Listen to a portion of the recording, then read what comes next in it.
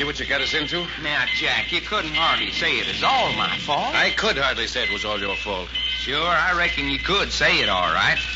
Move over, Reggie, so's I can squat. Be quiet. Go ahead and squat. You knew as well as I did that the police were looking for us. Yeah, I know. And you knew that if they found us, they intended holding us as material witnesses in the Martin murder cases. Yeah. And you knew that it might be months before we'd be free. But, Jack, after what happened to Cherry and Fay, you wrote a full report on the whole business. We all signed our names to it. Yes, but I didn't say who the murderer was. But you said the killer was dead. The police weren't satisfied with that, as you quite well know. Yeah, they wanted you to say right out that it was Job that killed the chauffeur and it is Cherry who killed Job.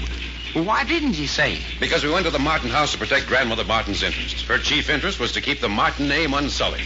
Besides, Fay and Hope were going to get well. Why brand them for life as sisters of a killer? And so the police were after us to make us tell what we hadn't told. Well, we were doing all right. We could have stayed right here as long as we'd wanted to. Never been found.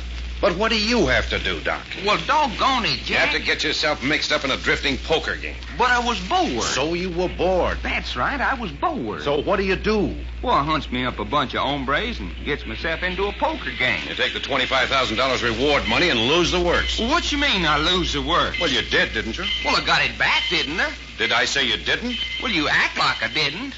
That 25,000 potatoes is in the money belt slung around your middle, and here you are making more fuss. Yes, but, Doc, that isn't the idea. Then what is the idea, I want to know? You lost the money in a poker game, and then what do? You throw a gun on the game and take it back again. Well, of course I took it back again when I found out the game was crooked. How do you know it was crooked?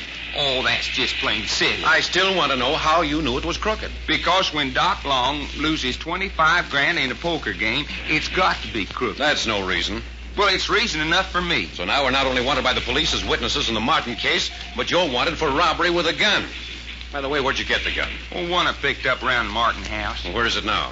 I made a present of it to the Chinese who runs the laundry around the corner from where we is living. Oh, but, Doc, if the police ever find it on him, he'll be in an awful hole. Well, that's what he gets for shrinking my underdrawers. Very funny.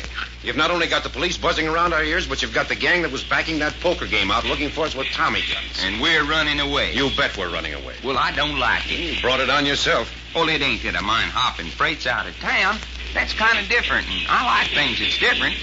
But what makes me mad is us up and running away from a bunch of tin-horn bandits. Quite, Jack. That ballywell makes my gorge rise, too. Where's your sense? We can keep out of the way of the police so we can fight the gangsters. But you know as well as I do that we can't do both. This town's too hot, and the quicker we get out of it, the better for everybody. Well, it ain't my way. It's mine. Well, I mean, Jack, if we could get just one fast round in with the gang before we go, just to make them understand we're not leaving because we're afraid of them. Now you're talking, Reggie. No. And I could slip uptown, and I know where we could find some of them. No. Yeah, I reckon when Jack says no, that's all there is to it, Reg. Apparently. What time is this freight that we're catching pull out? I don't know. And we're just sitting here in this boxcar until it does? Yes. Sure a nice night for dirty work. Man, is it foggy. Bloody well have to keep our eyes peeled.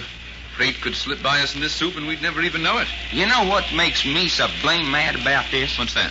Well, here we come down to Hollywood for no other reason than to spend $25,000. Did we spend it? Not 1 cent. Not one doggone cent. First we get mixed up in the Martin murders, and now we got to sneak out of town. I swear to my grandma, it's harder to spend 25 grand. Shut up. Huh? What's the matter? Somebody outside the car. Yeah. Get down behind those bales of hay. Right on. Oh, probably just one of the yard bulls. I don't care who it is. We don't want to be seen. Yeah. Are you sure, Jack? I don't hear anything. Yeah, there's somebody out there, so keep still. Hey, I see a flashlight. Well, hold it. Keep down. Nothing in this car but 3-4 bales of straw. Jack, shut up, you fool. But, Jack, I know that feller's voice. He's one of the gang. What? I'm a spanked hipponoceros if he He ain't. flashed his light in here. He was looking for something, all right. Of course he was, looking for us. That's great. Huh? What do you mean, that's great? I mean, if the gang is that anxious to find us, they're going to be watching every freight that leaves these yards. But look here, then maybe we'll have a go at them after all, huh, Doc? Now you're talking. How about us piling out of here right now? Listen, you two, you're playing with dynamite. Now let it alone. But, Jack, this isn't like you. Yeah, what's the matter, you feller? You act to me like you got your running shoes on. I'm telling you, if you don't get out of this town quick, we're going to end up in jail or in a slab at the morgue. You call that any way to talk? And another thing, I don't want anybody to see us climb up on that freight. You mean they'll follow us out of town? And what about it, Doc? Yeah, you got something there. For 25,000 armed men, them mugs would follow us to Kingdom Come. Exactly. course, I hope they do. I'm still mad about them euchering me into a sucker poker game. Well, forget your man. I don't want to be trailed all over the Hold it. What's the matter now? They're back. Hot dog. Listen. All right. Climb in, boys. It's him again. Shut up. Tony, your lookout. Keep a lookout for the yard bulls. Give me a foot up and then close the door. Close the door? Shut up. All right, Tony. Shut the door. All right, you rats. Come on out. There's no use stalling. We know you're in here. There's 5 of us and only 3 of you, and we've come to do a job, so come on out and get it. You mean there's only 5 of you? Well, hello, Doc Long. Hello, Lefty. Honest, is that all you brung along? 5? That's plenty. Come on out. Well, say we do come out. What then? Use your imagination. I ain't got much. Well, I can promise you it'll make nice, juicy reading on the front page of your hometown newspaper. And, man, do I love getting my name on the front page of the newspaper. Quit stalling. What's the matter with the rest of your outfit? Are they deep and done? They ain't here to talk. Uh-huh. They're here for something, I bet. Kind of bets you make don't mean much. Says which? You made the biggest mistake of your life when you held up that poker game. We've come to get that 25 grand and teach you better manners. Well, how about beginning? How about starting out by turning on your flashlight? No flashlight. This night's work's going to be done in the dark. It's too bad you can't do a little gun shooting, ain't it? Yeah? Yeah. On account of you going to need them. But you dasn't on account of that every bull in this yard would be down on you. Knives are better for this kind of a job anyway. Yeah? Knives, huh? All right, you stalled long enough. Now come on out. Oh, we ain't quite ready yet. You're as ready as you'll ever be. Not quite. You see, my 2 partners is kind of maneuvering into position. What's that? Yeah. You see, all the time that we've been a-gassing, Jack and Reggie have been crawling around back of you so's we can attack front and back and kind of boil you up. You're crazy. Pete, Johnny. You ready, Jack? Let's go. Ooh-wee, let's go.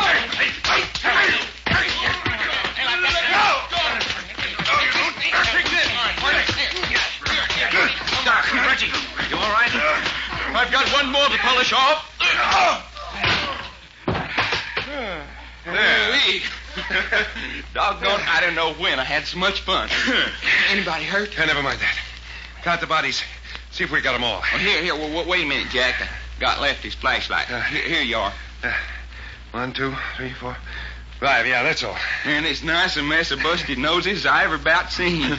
What do we do now, Jack? We get that lookout bird outside the car. Well, that means we got to get this door open. Give me a hand, Reg. Christ. Now, just a minute. When you get the door open, let me do the talking. Okay. Come on, Reggie. Open her up now. That you, Lefty? Yeah, I'm coming down. Sure didn't take you long to do the job, eh? No, it didn't, did it? Here's a little present for you. Get him, Jack? Yes, come on down. Help me throw him into the car. Yeah. Come on, Reggie. Righto. Let me give you a hand, Jack. Grab hold. Up with him. Yeah. All right, now push the door shut. Right. Let me get my shoe. Wait, listen. Never mind the door. Here comes the freight. Come on, get over to the tracks. Hey, look out we don't get separated in the fall. There's the headlight. She's moving slow. I say this ought to do it. Yes, keep out of the headlight. We don't want the train crew to see us. Let the engine get by and then start looking for an open boxcar. Here she comes.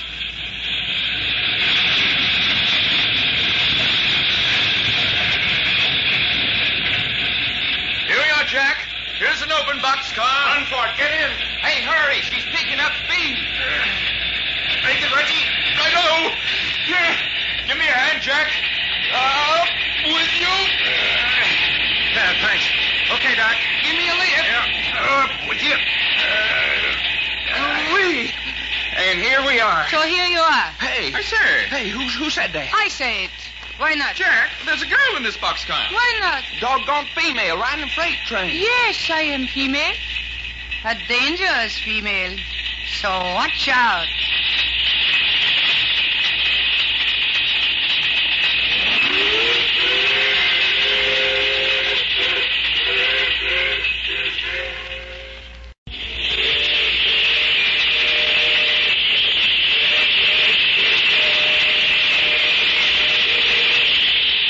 It is unfortunate you chose this boxcar. What?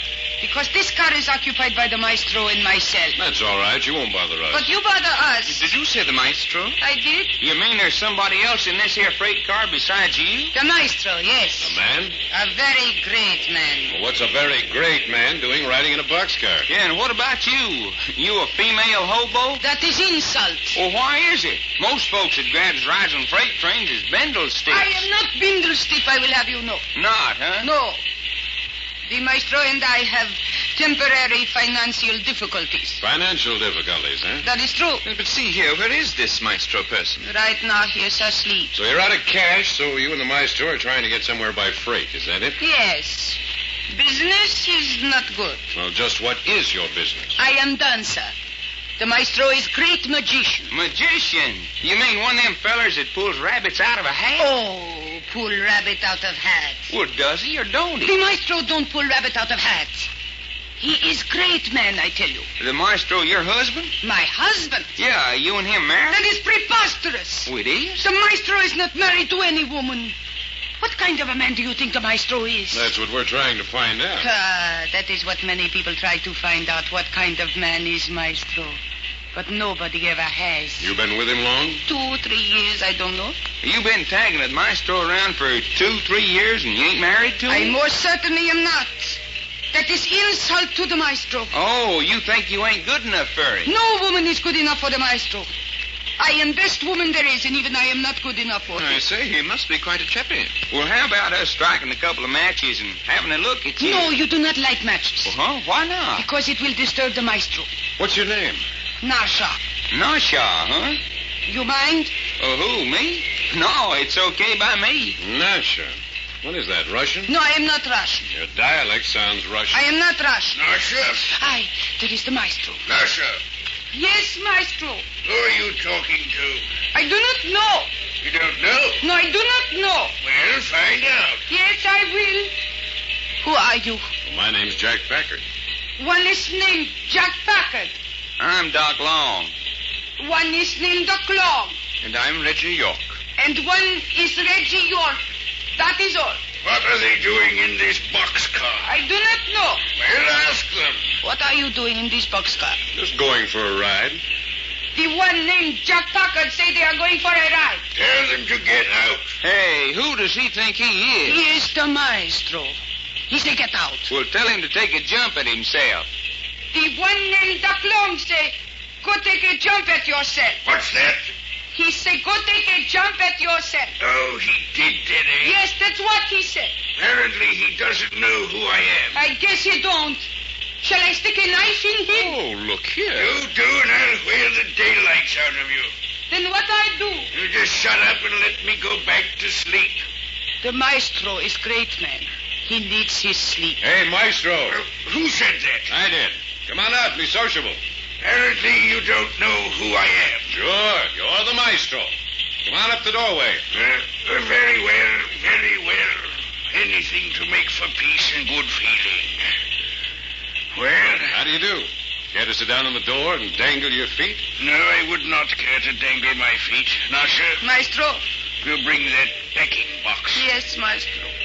Nasha says there's 3 of you. That's right. Doc here. Hey, maestro, old kid. Reggie. My pleasure, Maestro. And myself. Tramps. Hey, fella. Do we sound like tramps? The packing box, maestro. Will you be comfortable? Certainly I will not be comfortable. When was a man ever comfortable seated on a packing case? Your star has not risen yet, maestro. But it will. It will. These men say they're not tramps. They want to know if I am Bindlestiff. I am insult.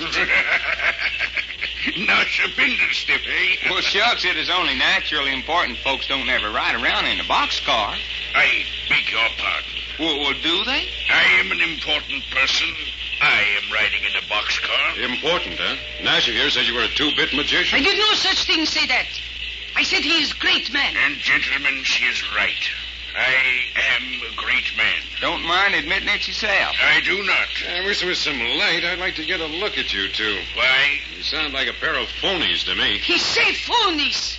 Shall I stick a knife in him? I'll wear the tar out of you if you do. He say phonies. You are Mr. Packard? That's right. You think, Mr. Packard, you could tell whether we are phonies if you could see us? Yes? Perhaps you'd like us to describe ourselves. Sure. We aren't doing anything in particular. Nasha, describe yourself. Yes. I am very beautiful. I am very exotic. My hair and eyes are black as night, and my mouth is red. I am straight and lithe. And my body is so flexible I can stand straight and touch my forehead on my knees, or I can bend backwards and touch my head to the floor. I am built like a young boy, but my legs are nicer.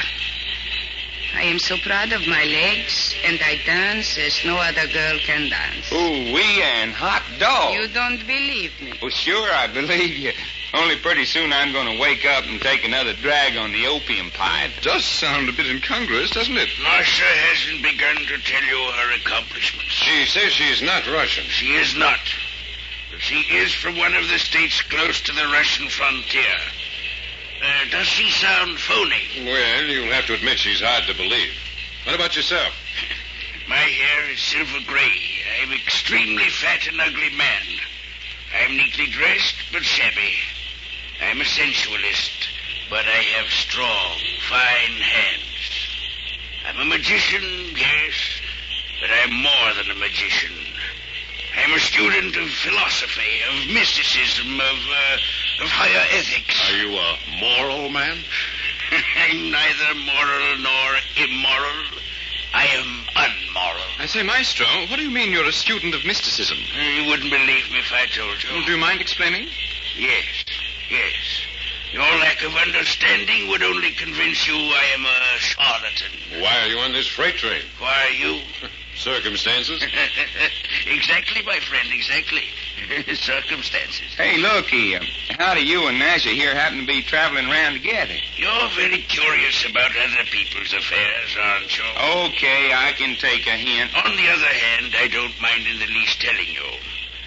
We all need money from time to time to keep body and soul together. When finances are bad, I suffer the indignity of going on the stage to perform simple acts of magic before the public.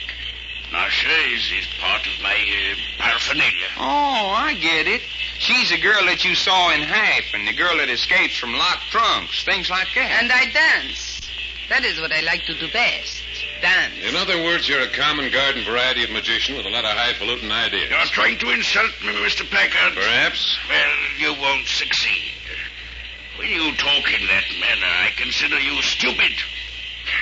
An intelligent man never pays attention to stupidity. Thanks. Well, if you're so doggone smart, go ahead and show us something. Show you something? Sure, if you're such a high muck-a-muck in this here mysticism stuff, go ahead and show us something. That's a very dangerous thing to say, young man. Yeah? Well, why? Because I might do it. Well, go ahead. What's holding you back? Nasha. Yes, Maestro. Remove that cloak. Yes, Maestro. Have you done so? Yes, Maestro. Then lie down at my feet. Yes, Maestro. There. You cannot see the girl, but she's lying curled up at my feet. Nasha? Yes, Maestro. You are thinking only what I am thinking. Yes, Maestro. You are going to let me put this rawhide leash about your neck. Yes. Yes. I stroke your hair. Stroke your hair. Now it is no longer human hair. It is the hair of an animal. The mane of a tigress. The mane of a tigress. You are going to be a tigress. When I say so, you are going to be a tigress. You are a tigress. Hey, Jack, it's snarling. Hey, look at its eyes. Look at its eyes. They're shining. Shining in the dark. That's enough. That's enough, Nasha. Nasha, you're a woman.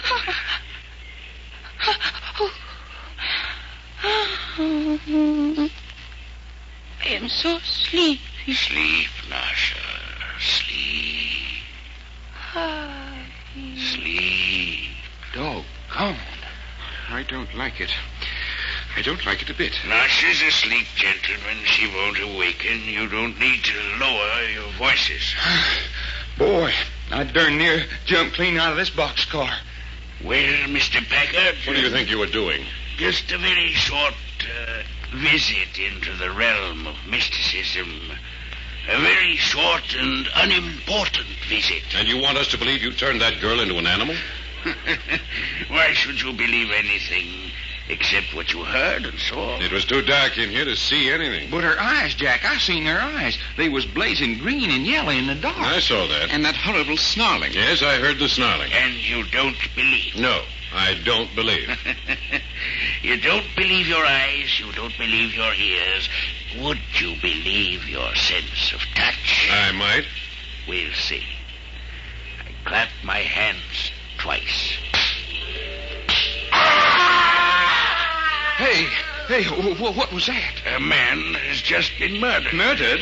Here in this boxcar? Nuts. Mr. Packard, reach over here at my feet where Nasha was lying. Well, sure. Why not? What's that? A man with a knife in his heart. You're touching the knife. Yes.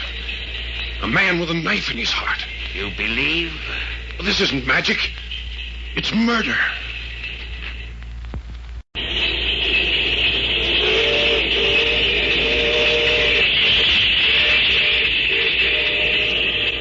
There's a murdered man in this boxcar. Now do you believe? Now do you believe in the power of the maestro? I believe you've committed murder. Doc. Yeah, Jack? Have you got that flashlight? Yeah, got here somewhere. Yeah, here it is. Wait before you turn on the light. Wait for nothing. Just until I clap my hands twice. Go ahead. Clap your hands twice. Thank you. There. Now turn on the light. You bet I'll... Jack, where is it? Where's that body? I clapped my hands twice. It is gone. You're crazy. There was a dead man lying right on that spot less than a minute ago. What became of him? My son, the powers of the mystic are beyond your comprehension. Rubbish. Jack, turn the flash on this here maestro. Let's have a look at it. Yes, let's have a look at you. If you wish. I say, holy jumping catfish. Will you look at what we got? I told you I was fat and ugly. Well, I swear to my grandma you wasn't kidding. You're just about the fattest man I ever did see. I wouldn't doubt it. Fella, you're darn near as broad as you are long. So you're the maestro, huh? I am. What's your name? Maestro is sufficient. Reggie. Yes, Jack? You stay right here with this man. Don't let him get up off that packing case. Right. Doc and I are going to search this boxcar. For the dead man. For the dead man. Murder amuses you? Look at your hands. What's that? I suggest you look at your hands. Well? You touched the knife that was in the man's heart. Are there any signs of blood on your fingers? No. Isn't that odd? A man stabbed in the heart bleeds profusely. That's true, Jack. There was a dead man in his car. Another simple excursion into the world of mysticism. Rubbish. Come on, Doc. We're going to look for that body. Well, there sure ain't much looking to be done in a boxcar. Empty boxcar's about the easiest thing I know to search. Here, wait. Huh? Well, hey, it's a little dancer Nasha. Now, hold your flash down close. Yes, I want to look at her. Well, doggone. Just as pretty as she said she was. Sleeping like a baby. That's what I wanted to make sure of. Well, she is, ain't she? Yes, there's no faking about that. Doggone, fella. Can you imagine a little honey like that traveling around the country with a big, fat, ugly buzzard like the maestro? Beauty and the Beast. And darn it, she ain't plumb crazy about it. Queer setup. Well, there's nothing down on this end of the car. If you mean corpses, they ain't. All right, let's try the other end. I don't really think we'll find nothing, no, do you? There was a dead body in here. Well, are you convinced? We aren't through yet. I heard you talking down there. You find the girl? Yeah, Nasha's getting a beauty sleep. Well, when you've searched to your satisfaction, come back. I enjoy your company. Thanks. Come on, Doc. Sure is a good-natured old hipponocerous. Now, looky, Jack, you going to insist that there was a murdered man? Yes. Well, all right, then we got a right to say that Nasha was turned into a tiger. Baloney. But tiger or dead man, one makes just as much sense as the other. That woman in the tiger gag was just a trick. Optical and oral illusion. It was dark. We didn't actually see the tiger. But we seen green eyes in the dark, and we heard it snarling. Illusion, I tell you. Well, all right, then why ain't the dead man an illusion, too? Because I had hold of him. But in the dark. Maybe he had that fixed up some way. These magician guys are smarter than a whip. You see anything down here? Well, there ain't nothing down here, and I feel kind of silly even looking. Silly, huh? Yeah, I do. Him sitting there playing tricks on us and laughing at us, and all the time us taking it serious. All right, come on. Of course, I know you still ain't convinced. I know there was a dead man. Then where'd it go? Yes, Mr. Packard. Where did it go? All right. Well, how about the car door? No, I didn't move off this box. I was sitting here right in front of you all the time. I couldn't see you in the dark. But I was right in front of you, talking to you. No, if you have any idea that I threw a dead man out of that car door, you're quite mistaken. You maintain it was an illusion? I maintain I opened the door into the world of mysticism, just a crack. What's you been doing while we were away, Reggie? Reggie! Hey, Reggie. Turn on the flashlight, Jack. Don't be alarmed. Your friend has nearly gone to sleep. Asleep?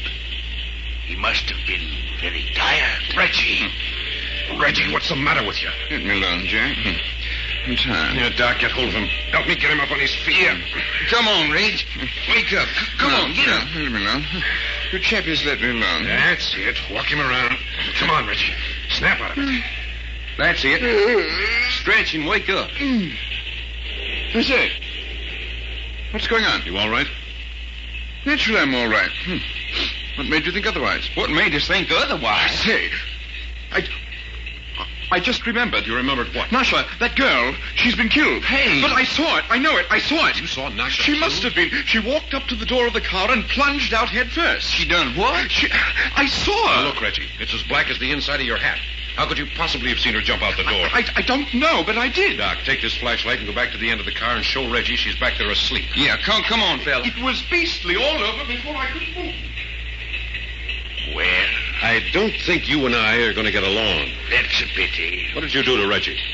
I'm afraid you have a suspicious mind. He didn't go to sleep of his own accord. He didn't. Nasha didn't jump out that door, and you know very well she didn't. I didn't say. Jack, she's not here. What's that? Jack, did you hear? Nash is gone. She's not here. It's just as I said, Jack. I saw her float out of the door of the car. This is ridiculous. But it's the truth. Doc, go down and look at the other end of the car. Yeah, But, sure. Jack, I know what I'm talking You about. don't know what you're talking about. You've been asleep. Asleep? Yes, you have. When Doc and I came back from examining the car, you were lying on the floor asleep. You're sure? Certainly, I'm sure. Anything you think you saw, you dreamed. Well, I don't believe it. Nope, she ain't down here, Jack. You look good. Sure I did. She just plain ain't in this boxcar. Your friend, Mr. Long, is right, Mr. Packard. And I suppose you're going to say you saw her dive out the door, too. As a matter of fact, I did. To throw even more light on the subject, I caused her to do it. You made that girl jump out of this train going like we are? I did. But look here, that's murder. Oh, no. Well, I'd like to know why it isn't. The train going the way it is, well, she couldn't possibly have come through alive. Besides, this is mountain country. Ravines, precipices. The girl may have fallen 100 feet. You boys still don't believe, do you? Don't believe what?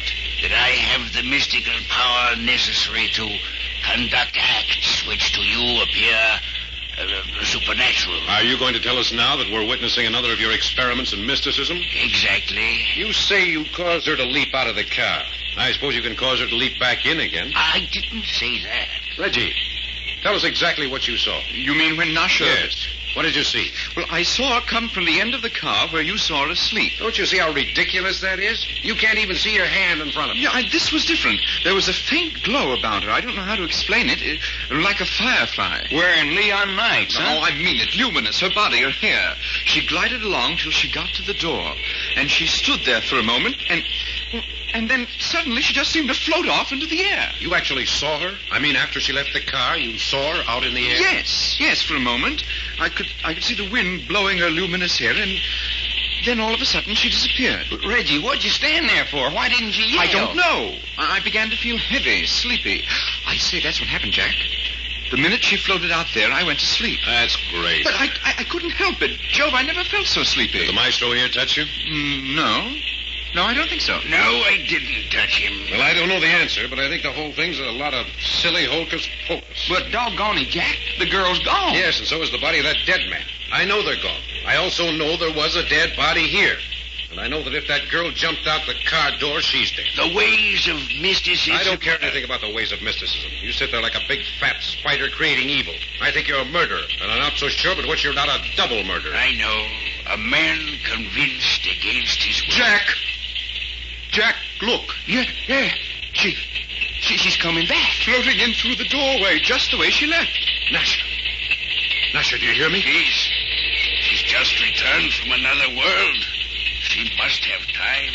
Floating back to the end of the car. I want to talk to that girl. You will have the opportunity. Just give her a minute. You see? You see how luminous she is?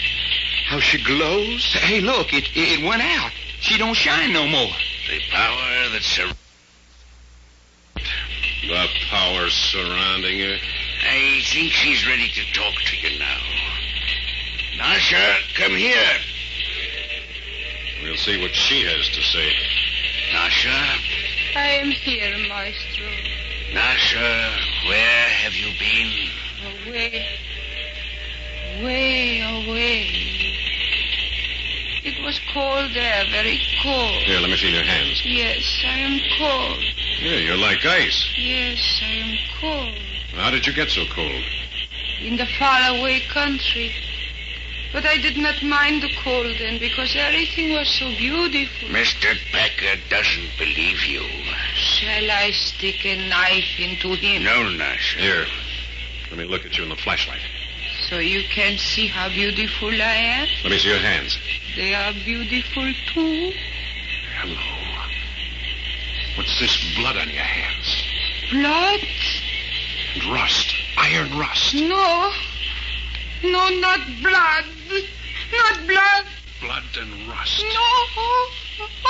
Catch her, Doc. Yeah, got her. Put her down at my feet. I will heal her. Hey, we ain't moving. Hey, Jack, Reggie, we ain't moving. Jack, do you hear me? Wake up. What's the matter, Doc? We ain't moving. This boxcars are standing still. Oh, have you looked out to see where we are? No, I just woke up. You wake, Reg? Yes, quite. Oh, seems queer after hearing the click of wheels for 36 hours, doesn't it? Let's slide open the door and see what's happened. Shall I go down to the other end of the car and wake up Nasha and the maestro? Let him alone. They'll probably wake up when we open the door. Makes enough noise. All right, grab hold, Reggie. Let's go. There she is. Hey, will you looky out here? Oh, I say. The desert. Sand and greasewood, as far as a feller can see. Dawn's just beginning to break. Probably be able to see the mountains when it gets lighter. Come on, let's get down. Come on, Reggie. Righto. Doggone it, that ain't pretty, though. Purple light over the desert. Darned if I don't almost feel like I was back home in Texas. You gonna stand there in the car door? You're coming with us. Oh, sure I'm coming. There. Oh, where are we going? Oh, just look around. It don't look to me like there's nothing but sand and greasewood. This sighting indicates there's something more. Right. Railroad wouldn't shunt a car off here for no reason. Well, if either one of you can see signs of anything in any direction, I'll put in with you. There ain't even any roads leading anywhere. There probably is. We just haven't seen it yet. Well, don't look to me like there was. Oh, but there's got to be, Doc. Otherwise... Oh, look there. Huh? Where? There's a post with a sign on it. Oh, that don't mean nothing. Railroads have them all along their right-of-way every few miles. Well, let's have a look at it anyway. Oh, sure. Why not? Jove, that boxcar certainly looks lonely standing there by itself in this great expanse of nothingness. Sure does, all right. Well, here's this sign. Well, I'll be... Huh? Well, what's the matter? Read it. You can read, can't you? Say, bury your dead Arizona. Bury your dead Arizona? Hey, what does that mean? Apparently this is the town of Bury Your Dead. The name of a town? What else? Bury Your Dead, Arizona. A bit gruesome, what? Well, somebody's got a sense of humor, it looks like to me. You think that's funny? Well, it does kind of tickle me somewhere. Can't just put my finger on I it. say, I just had a bad thought. You don't suppose the whole population of Bury Your Dead is under the sod, do you? I mean to say that would make accommodations for us who are alive a bit sketchy. Yeah, it would at that. No, I still maintain there's a living population around here somewhere. That boxcar was left here to be loaded. Well, I sure hope you're right, because I'm blamed anxious to start sleeping in the bed and eating my food off a table again. I agree with you there. My boxcar accommodations are bally meager. Are we going back to the boxcar? Might as well till it gets lighter. It'd be silly to get away from the railroad tracks until we know definitely where we're going. Are we going to tote the maestro and Nasha along with us when we do? It depends. It's queer about the maestro, isn't it? How you mean? Well, after that first night in the car, he hasn't said a word about his ballet mysticism. Yeah, all day yesterday, he acted as though he didn't even know we was in the car with him. Just sat on that packing box of his without hardly moving. With his eyes closed most of the time. And, man, is he fat. Well, I don't see how his legs hold him up. Didn't you notice his legs? Short, straight up and down like a couple of posts. Yeah, he's going to have one swell time if we have to do any walking across this sand. I say, they're awake. Nasha's out of the car. Yeah, and the maestro's sitting in the doorway. Waiting for us to come and lift him down, probably. They seem to be watching us with a great deal of interest. Doggone, Jack. That Nasha gal's a honey. Honey expresses it perfectly. Huh? And don't think the maestro doesn't know you can catch a lot of flies with honey. Now, what you mean by that? Never mind. Let's see what they have to say. Honey catches a lot of flies. Well, morning, maestro. So you haven't deserted us after all. Deserted you? Is that what you thought? You make us pretty mad, I can tell you. Mad, huh? The maestro say that is gratitude for you. Gratitude? We're under no obligations to you. If there'd been any object in our taking out across the desert, we'd have done so. You are obligated to me whether you realize it or not. In what way? I let you live. Hey, what you talking about, fella? I let you live. Bally unpleasant thought. Is it? Right. That our lives were in your hands. Nevertheless, they were. Still are, if you wish. Listen to him, will you? Why, feller, any one of us could tear you limb from limb if we was a mind to. I'm not in a mood to discuss the matter. I simply stated a fact. You don't want to make any further explanations? No. I do not like this place. Why we stop here? We stopped here because here is where the railroad company chose to leave our boxcar. And what is the name of this place? Bury Your Dead, Arizona. Will you say that again? Bury Your Dead, Arizona. You're not being facetious. All I know is what I read on the sign around the other side of the boxcar. But of course people bury their dead. Oh, I don't know. Sometimes people are a little careless. For instance, did the maestro bury the dead body that we had in the boxcar with us night before last? So you're still worrying about that? No. Instead, he threw it out the door of the moving boxcar. But there was no dead body? I think there was. Then you are a fool.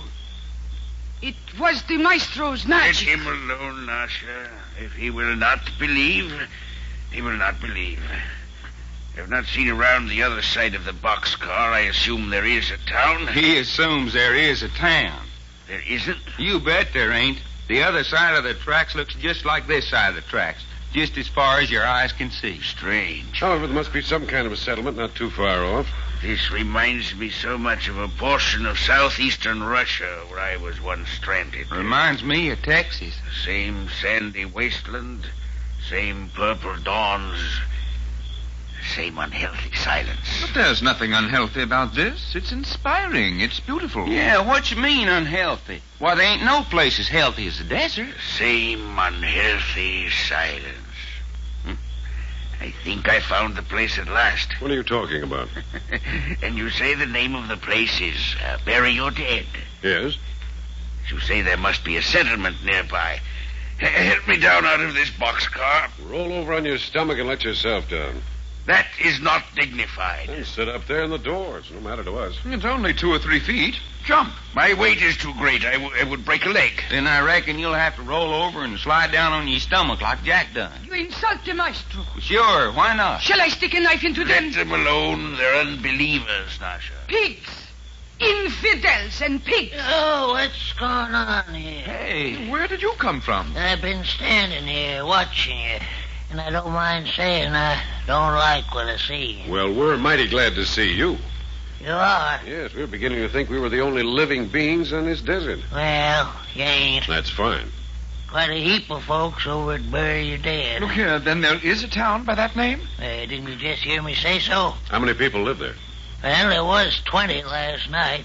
This morning, there's only 19. Hey, well, what happened to the 20th? Ate by the wolves. Wolves? Did I hear right? Did you say wolves? That's what I said. Say, you're about the fattest man that's ever been in these parts. Wolves, closer and closer to my Russian experience. What'd you say? What makes you think it was wolves? 'Cause I know it was wolves? I don't believe it. Ain't no skin off my back. There haven't been any wolves in Arizona for 50 years. You can prove that? Well, no. Then don't talk so much. Well, can you prove that someone has been killed by wolves? That's right. How'd it happen? How would it happen? The wolves just pulled him down and went for him. I see. How far is Bury Your Dead from here? About a half mile that way. It's queer. We can't see any buildings. It's down in the gulch. That's where the water is. Any place we can put up? Dry Gulch Mary's. Hotel? Room and victuals. A woman runs a boarding house in this forsaken hole? Dry Gulch Mary is tougher than most men. Like to come along with me? I'll take you there. Yes, I think we would. By the way, my name's Jack Packard. Howdy. Mine's Jumping Dick. Oh, I'm glad to meet you, Jumping Dick. Yeah, known by everybody in Arizona and New Mexico, Jumping Dick. What's jumping for? I got that handle on account of I used to jump every time I heard a rattlesnake. I can't abide the critters. Well, Dick, this is Doc Long. This is Reggie York. Howdy. Glad to meet you. And sitting up there in the car is the maestro. The which? The maestro. Oh, that's so. And this girl is Nasha. Well, the boys down at Bury Your Dead get a squint at her. They better not, I tell you those. Hey, what kind of lingo's that? Nasha's from the Far East. Far East is Nebraska? No, I mean over close to Russia. Oh. Well, I don't reckon any of the boys ever seen a Russian before. She ought to go over big with them. Only pretty girl in Bury Your Dead's my daughter. And ain't no better than to bother her. They bother me, I will stick a knife in them. Oh, knife fighter, huh? Yes, this way, poof. They are dead. Well, I'll pass the word around, but the boys sure do like a pretty woman. You coming with me? Yes. Well, how about you, Maestro? I demand you help me down. Get down the best way you can. Very well, I shall. Just a little more, Maestro. There. Your feet touch the ground. You have made me look ridiculous. So what? So I will cast a spell over this countryside. I will turn loose evil on Bury Your Dead, so that many who are alive today will not be alive tomorrow. What the tarnation's he talking about? And he will, too. The Maestro is great magician. You wait. I have warned you. The wolves who have killed once will kill again and again. Yeah, it ain't much, but that's where we live. Well, what's your daughter's name, Jumping Dick? Laurie. Laurie, huh? You mean Lorry? L-O-R-R-Y? Well, that's plain ignorance. It is, huh? Laurie. L-A-U-R-A. That's Laurie, huh? Well, it ain't Kate. He's got something there, Doc. Now, just a minute. I think we're getting too far ahead of the Maestro and Nasha. Well, what you keep worrying about them for, Jack? They ain't no skin off our nose. Besides, we've practically arrived. Just the same, it won't hurt to show a little friendliness. I got a feeling our Maestro could be a pretty venomous enemy. You mean he could bewitch us or something with his mysticism stuff? Talk sense, Doc. Well, yeah, that does sound kind of silly to me, even at 6 o'clock in the morning. But if his weapon ain't magic, well, what the heck hurt can he do us? He sure can't chase us with a knife. Well, look at him. 300 pounds of pure unrendered whale blubber. Yeah, fattest man I ever see, or expect to see. Can't hardly drag 1 foot ahead of the other through this sand. Can we be of any help, Maestro? How much more of this torture is there? Just a few yards more. Can we help? A curse on this desert sand. Well, we're in the city limits of Bury Your Dead now, so the going should be easier. A curse on Bury Your Dead. Hey, don't say that. Well, the folks in Bury Your Dead is going to feed us and put us up. Go along with you. Stop annoying me with your silly prattle. Nash and I will arrive in our own good time. How you doing, Nasha, honey? You do not say honey to me. Why not, sugar? You do not say sugar to me either. Why not? Because maybe if you do, I stick knife into you. Now will you be good? Come on, let him alone. Yeah, they seem to like their own company better than ours. Well, looky, Jumping Dick. Tell us more about your little old daughter. Laurie? Yeah, that little old Laurie female gal. Well, ain't much to tell, except she's had a heap of book education. She talks of dad-burn citified and purty. Most folks won't have no truck with her. You mean your daughter was educated away from bury her dead? Yeah, I reckon. But again, my will. Why, say, she's so darn stuck up. Do you think she'll wear flower sack bloomers like the rest of the women in these parts? Oh, I say. No, sir, not Laurie. She's got to have store-bought clothes from top to bottom. You should be proud of your daughter, Dick. Well, of course I am. But she's about the most expensive female critter yet. Store-bought clothes underneath where you can't see them. Why, with ideas like that, she'll never get a husband. And shoes. You don't mean she insists on wearing shoes? Darned if she don't. Shoes and stockings both. Well, darned if I don't think you got a pretty desperate case on your hands, Jumping Dick. Hey, you ain't in the mood to get married, are you? Hey, now, wait a minute. You ain't, huh? Well, at least not till I've kind of looked her over. I mean, say, if you look her over and like what you see, you take her off my hands. Look out, Doc. What you mean, take her off your hands? Oh, it's got to be legal. Legal, huh? Oh, darn right. I want a marriage ceremony which says right in the contract that once I'm shed of Laurie, I'm shed of her for life. well, Jumping Dick, I don't reckon that I'm particularly interested. Oh, here, now, don't go and say that. That ain't fair to Laurie. It ain't? No, it ain't. How can you tell you don't want a girl before you've even seen her? Well, of course I can't. Of course you can. Now then, how about branching off up to my place, Not huh? a chance, Dick. We want to get to the boarding house and get some breakfast. Yeah, but you'll only be a minute. Just one quick look. Texas here can make up his mind. You mean a young gal is up and around at 6 in the morning? No, she ain't up, but you could sort of peek in through the window. Look here. Oh, that's all right, because there ain't no glass in the window. Nope, that ain't my way, Dick. Oh, ain't, huh? Nope, I like my women on the hoof, especially when I'm trying to judge them for marrying. Well, I could have her up and dressed. Dick, what's that building down at the head of the drawer there? That's Dry Gulch Mary's boarding house. As I was saying, I could have her up out of bed with her hair combed in no time. Hey, Maestro! Stop yelling at me, will you? That unpainted building at the head of the drawer is the boarding house. Well, when you get there, tell them to reserve the best room in the place for me. And how do you like that? As I was saying, I can get Laurie up and dressed. Forget your daughter, will you? But this is the first chance to marry her off. You're barking up the wrong tree. What's that? The Doc is just kidding us. He doesn't want your daughter. Well, he just said himself he didn't know until he'd seen her. Doc, for the love of Mike, will you put Dick out of his misery? Well, I don't know, Jack. If Laura's as pretty as Jumping Dick says she You is. crazy fool. That's the way to talk, young fella. Look, you go on over to Dry Gulch Mary's and get your breakfast, and I'll run along home and yank Laurie out and have her over there for you to look at. Huh? Yeah, why don't you do that? Texas, you're the same as married right now. I'll be back quick and you can say snort.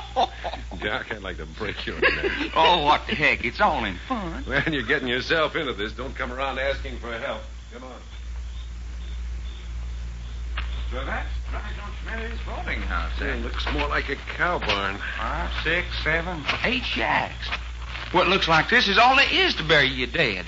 Just them 8 shacks stuck around the slopes of this gulch. Well, Dick said there were only 19 citizens in the town. 20, until the wolves killed one last night. Well, that wolf business sounds mighty funny to me. Yeah, it does, don't it? Man, you sure know you're in the desert. Only 6 o'clock in the morning. Already it's hot enough to fry eggs. Well, here we are, such as it is. Bit on the dilapidated side. Look at that porch. Looks like your foot would go through it if you stepped on it. Do we knock or just walk in? Well, let's try knocking. Come on up on the porch.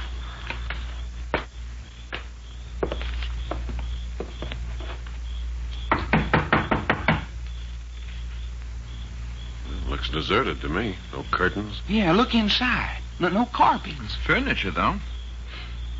No answer? Try again. I hear somebody inside.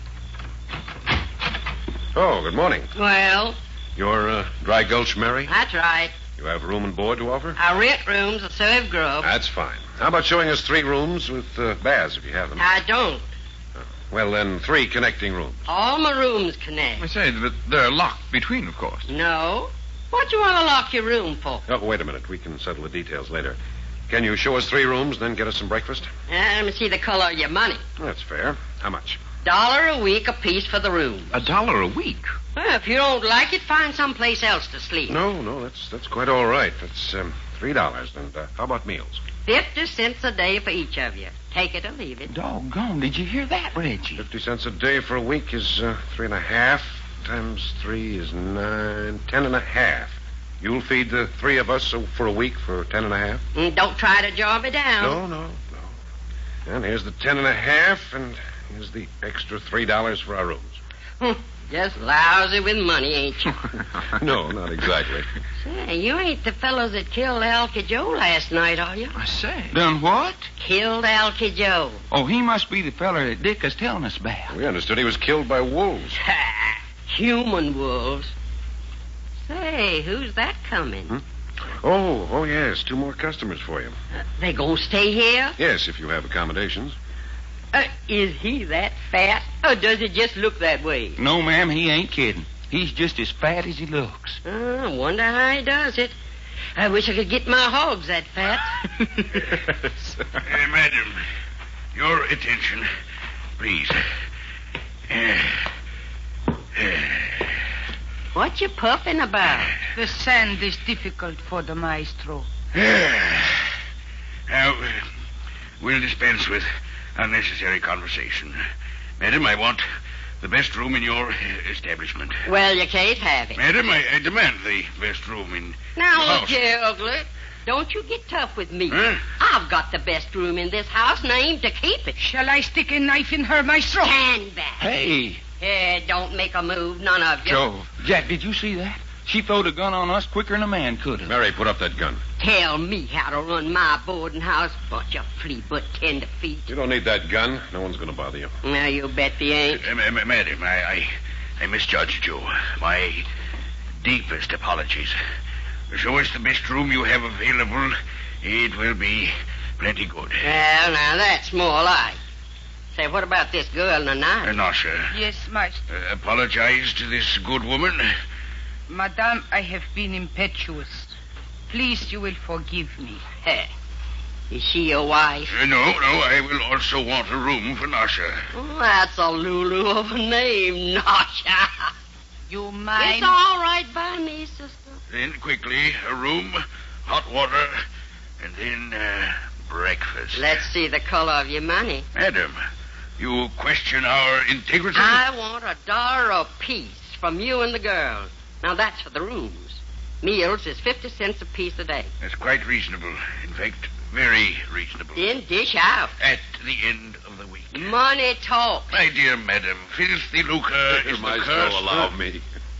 What's this? Let me take care of your week's room and board. Here, Mary, I think this is right. Yes, don't care how you throw money around. Are you sure you didn't murder Alky Joe? Quite sure. Well, you folks just wait here now. I got to go see where I'm going to put you all. What a peculiar situation. Hey, looky, maestro.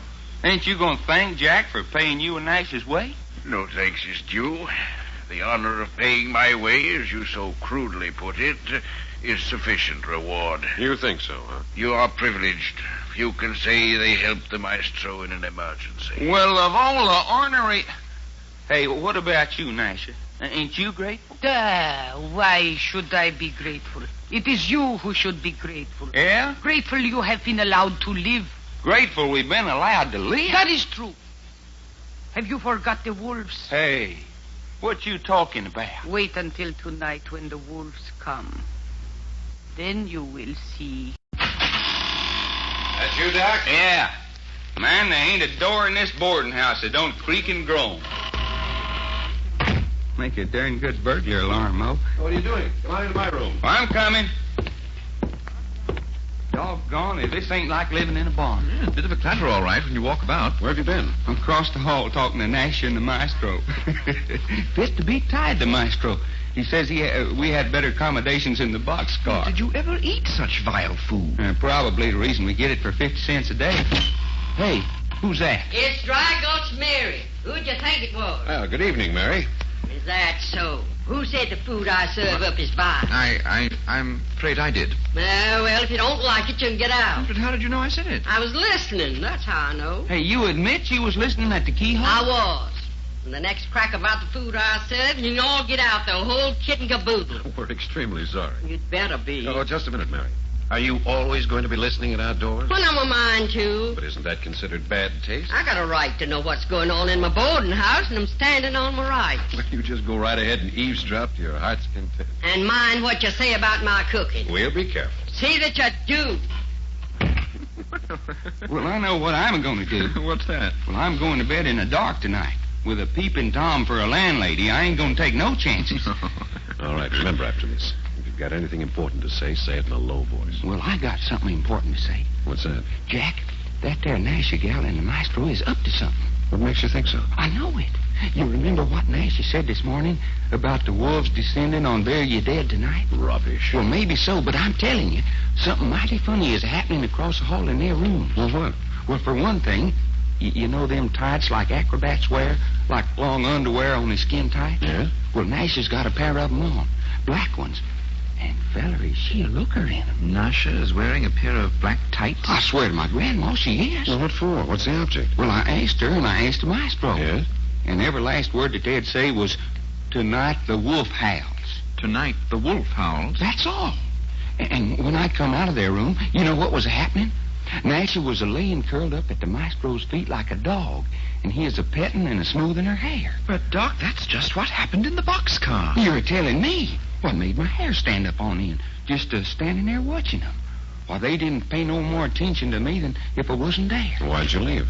You think I wanted to stand there and see Nasha turned into a wolf right in front of my eyes? Doc. Well, dadgummit, that's what happened in the boxcar. You don't know that it did. You didn't see it happen. Yes, but, Jack, we saw her eyes, green and yellow. Only an animal's eyes shine like that in the dark. And nothing but an animal could have made them snarling noises. So you think the maestro's in there turning Nasha into an animal, huh? Well, doggone it, Jack. I know it don't make sense, just as well as you do. But something's a-happening in there. Something that made me want to get out of there just as fast as I could. Hey. Oh, you're back again, Mary. Yes, I'm back. Well, what is it this time? Talk louder. I can't hear a word you say.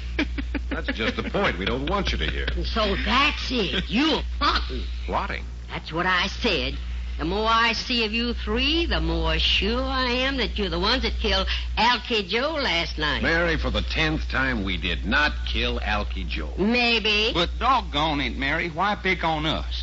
Everybody else in town swears up and down that Alky Joe was killed by wolves. Wolves, Well, I saw his body this afternoon. It certainly didn't look like the work of a man to me. That'd be a good way to commit a murder, wouldn't it? Make it look like an animal done it. Well, you're certainly the only one in town who believes that. That's because I'm smart. Look, Mary, will you go away and leave us alone? What's that? You ordering me out of my own boarding house? We paid for these rooms. For the time being, they're ours. Well, if you don't like I it, know. you know what. If we don't like the way you run this boarding house, get out. And take it or leave it. Well, what else can we do for you? Talk louder. Man, what a woman. I say, isn't there some way we could put a lock on our doors? Well, where would you get a lock? No stores. Besides, as long as she makes a point of letting us know she's listening, what harm can it do? Well, now what about Nash and the maestro? Don't you think you ought to go over there and have a look, Jack? No, let them alone. As long as they stay in their rooms, they can't do any harm. That's quite. And if they open their door or walk in the hall, we can hear them. But if they go out, will we follow them? Is that it? Well, we'll see. By the way, Doc, what happened about that old desert rat jumping Dick? Oh, what you mean, what happened? Well, this morning he was going up to his house and get his daughter for you to look over. Oh, yeah. Well, did you see her? Are you going to marry her? No, she wouldn't leave the house. The way Dick talked, I thought he intended to drag her down here by the hair if necessary. I don't know. He just come back and said if I wanted to look her over before I married her, I'd have to come up to his shack. Well, didn't you go? No, I told him I wouldn't walk across the street to look at a female. Oh. Said if he wanted me to see her, he'd have to lasso her and bring her down here to the boarding house. Hey, You think the old coot's serious, Jack? Well, he seemed awfully anxious for you to see her. Yeah. Well, he come back this afternoon and said he'd catch her when she was asleep and hog-tie her and towed her down here. Well, I've always heard the desert breeds some weird and wonderful specimens. We're getting our share this trip. Jumping Dick, Dry Gull Schmidt. I say. Company. Hey, don't tell me Mary's getting some manners. Come in. Oh, I say. Oh, hello, Nasha. The maestro wishes to speak with you. Fine. Tell him to come on in. No. You must come to him. Well, to the heck with him. Very well, and we'll go to him. Hey, Jack, you gonna let that big tub of goose grease order us around? You do not say that about the maestro. Oh, I see you still got them black tights on. Why not? Where did you get them? I always have them with me. They are my dancing tights. Why are you wearing them tonight? That is what the maestro wished to talk with you about. Will you come? All right. Come on, Reg, Doc.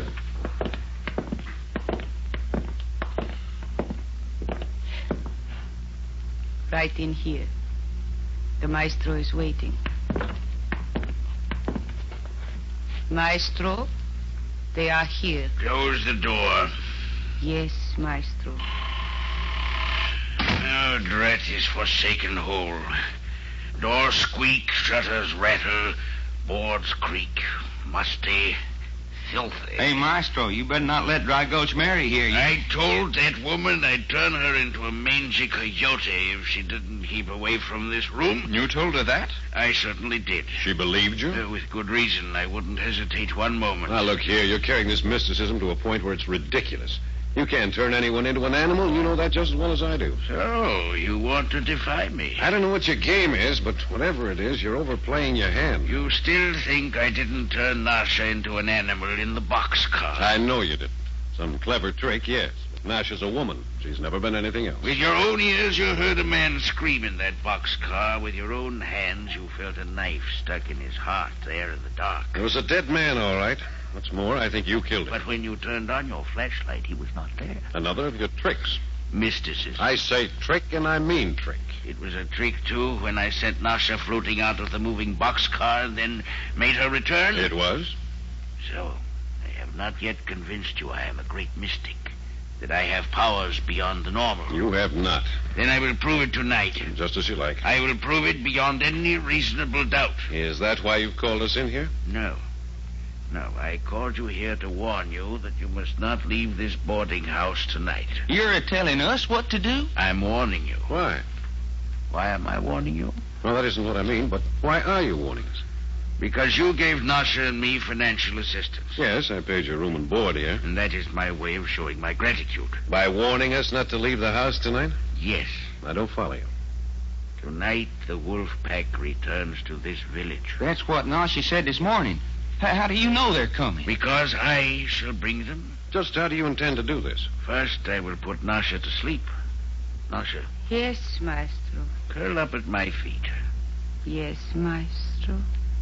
Yes. Now, close your eyes.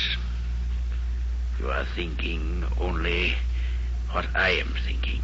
Yes. Yes. You are sleepy. I am sleepy. Sleep, Nasha. Ooh. Sleep. She's sure enough asleep, fella? Beyond awakening until I give the word. You think she is, Jack? Yes, that's simple hypnosis. Well, she's asleep. Now, how are you going to bring the wolves? I will turn Nasha into a wolf. You mean that? I will turn Nasha into a wolf. I will send her out to the pack, and she will bring them here. Do you mind if I yawn? I will turn Nasha into a wolf. Well, don't stand there saying it. Go ahead and do it. Turn out the lamp. No. Do it here in the light where we can see it. Metamorphosis must take place in the dark. Now turn out the light. Shall I, Jack? Yeah, go ahead. All right, Jack. Here goes the light. There. Man, is it dark in here. Well, the light's out. Do something. Nasha, I am smoothing your hair. It is the hair of a woman, but it is changing. It is changing to the hair of a wolf. The mane of a wolf. You are going to be a wolf. When I say the word, you are going to be a wolf. Nasha, you are a wolf. Those eyes. They're shining in the dark. Go, Nasha. Go join the pack. Jack, she went right out through the window. The wolf pack will visit bury your dead tonight. Listen. She's gone, gentlemen. You heard her crash through the window. What did you do to that girl? Answer me before I shake it out of you. What did you do to that girl? Don't touch me, Packard. Then answer me. I warn you. Don't lay a hand on me if you know what's good for you. Jack, if you want him manhandled... Yeah, give me and Reggie a chance at him. We'll tan that thick hide of his right there on his fat carcass. You heard that, Maestro, or whatever your name is? Gentlemen, you mustn't be so disturbed. Oh, we mustn't be so disturbed. No. The three of you will be perfectly safe so long as you remain here in the boarding house. We're not interested in our own safety. We want to know what you did to that girl, Nasha, to make her dive through that window glass. Yeah, and lope off down the gulch, yelping at the moon. No, that's crazy, Doc. But we heard her howling her head off. That wasn't Nasha. That was a real wolf. Mr. Packard, that was Nasha. I say it wasn't.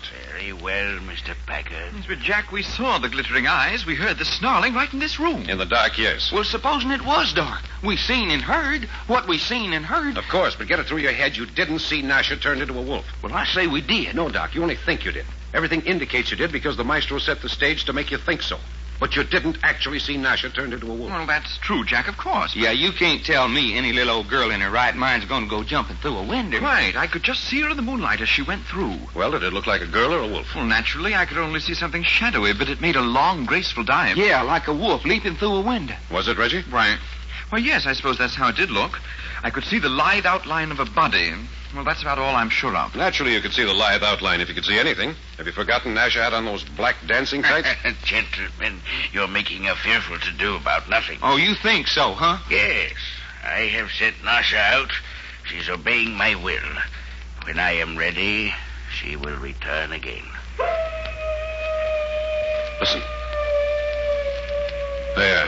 Does that sound like the voice of Nasha? It sure don't sound like nothing human to me. It is Nasha in the animal form I have given her, calling to others of her kind. Listen carefully. Are there not certain notes, certain tonal qualities that are familiar? Oh, look here You're now. crazier than a bedbug if you say that sounds like Nasha. Ah, but you don't know Nasha as I know her, naturally. Well, I know one thing. Yes? Yes. I know we're going out and find that girl. No, you must not. Mustn't, huh? I forbid you to leave this house tonight. Well, it just so happens you're not in any position to forbid us anything. And the quicker we get started, the better I'm going to like it. Quiet. Let's go, Jack. I warn you, death is out there in that moonlight. Then what's Nasha doing out there? Nasha is the instrument of death. Oh, come on. I've stood about all this nonsense. I intend to. Huh? You going this way? Sure. Nasha went out the window, so why shouldn't we? I warn you, someone faces death in this place tonight. If you go out there, I will not be responsible. We take our own responsibility. You just sit there and worry about your troubles. You out, Doc? Yeah. Now look out for the glass around the edge of that window frame. Come on, Reggie. There. Made it. Come on out, Jack. We'll be seeing you, Maestro. Boles! Boles! Give me your hand, Doc. Yep, got you. Thanks. Which way do we go? Wait. Oh, Maestro. You still have time to return to safety. Forget it. I just wanted to warn you, when we find Nasha, don't expect us to return her to you. You still have time. You listening to me? It's pretty apparent that you're not a fit companion for Nasha. Your influence over her is too great. You can't have her anymore. Now think that over. Death is out there in the moonlight. You have had your warning. All right, follow me. Where are we going? Up here in the shadow. Doggone. Something's loose out here tonight, all right. Yes, and I don't mind saying I'd rather meet a real wolf than to meet Nasha running about on all fours. Hey, cut it out, Reggie. Now, shut up. Crouch down here in the shadow. It's quiet. Reggie, I want you to stay here. What's that? You'll be our lookout. We're up on the side of the hill above the boarding house so you can see everything that goes on. Yeah, you can even look down in the maestro's room. You see him? Sitting there in his fat, rocking back and forth. Ugly brute. I'll keep an eye on him. But watch the rest of the house, too. You can see anyone who leaves or enters as long as the moon stays this bright. But you mean you and Doc are going and leave me here alone? Can't you take it? Well, I bloody well don't like it. I haven't forgotten yet that the ballet maestro put me to sleep while we were in the boxcar. Now, what defense have I got against a chappie who can put me to sleep whenever he likes? But he doesn't know you're out here. How can he put you to sleep if he doesn't know you're around? Well, how about letting Doc stay here? Hey, now, looky, fella. I don't like the maestro no matter than you do. Oh, nuts. Hey, Reg. Well? Jack's disgusted with us. Quite. I know it. The way you two act, you'd think that fat man sitting in that rocking chair down in that dump of a boarding house was in charge of the universe. Well, he's doing a pretty good job of proving that he's straw boss anyway. He hasn't proved anything. Yes, but Jackie says there's danger. Now, why take this sort of a chance? I mean, spreading out. Why not all stick together? Because I don't believe there's any such danger as he says. Well, me and Reggie do. What you want to keep watch for anyway? Well, sometime tonight, Nash is going to return. I want to deny witness to what happens. I also wanted to know if anyone else sneaked in or out of that boarding house. Well, naturally, Jack, if it's important... What was you planning for you and me to be a-doing? Yeah, there's 8 houses, 3-4 shacks, and a couple of lean-tos, which make up the village of Bury Your Dead. Yeah, in a kind of a gulch. We're up here at the head of the draw. The houses and shacks are scattered down below on both sides of the gulch. Yes. Well, the maestro said there was going to be someone killed by the wolves. I want to cover every house on both sides of the gulch.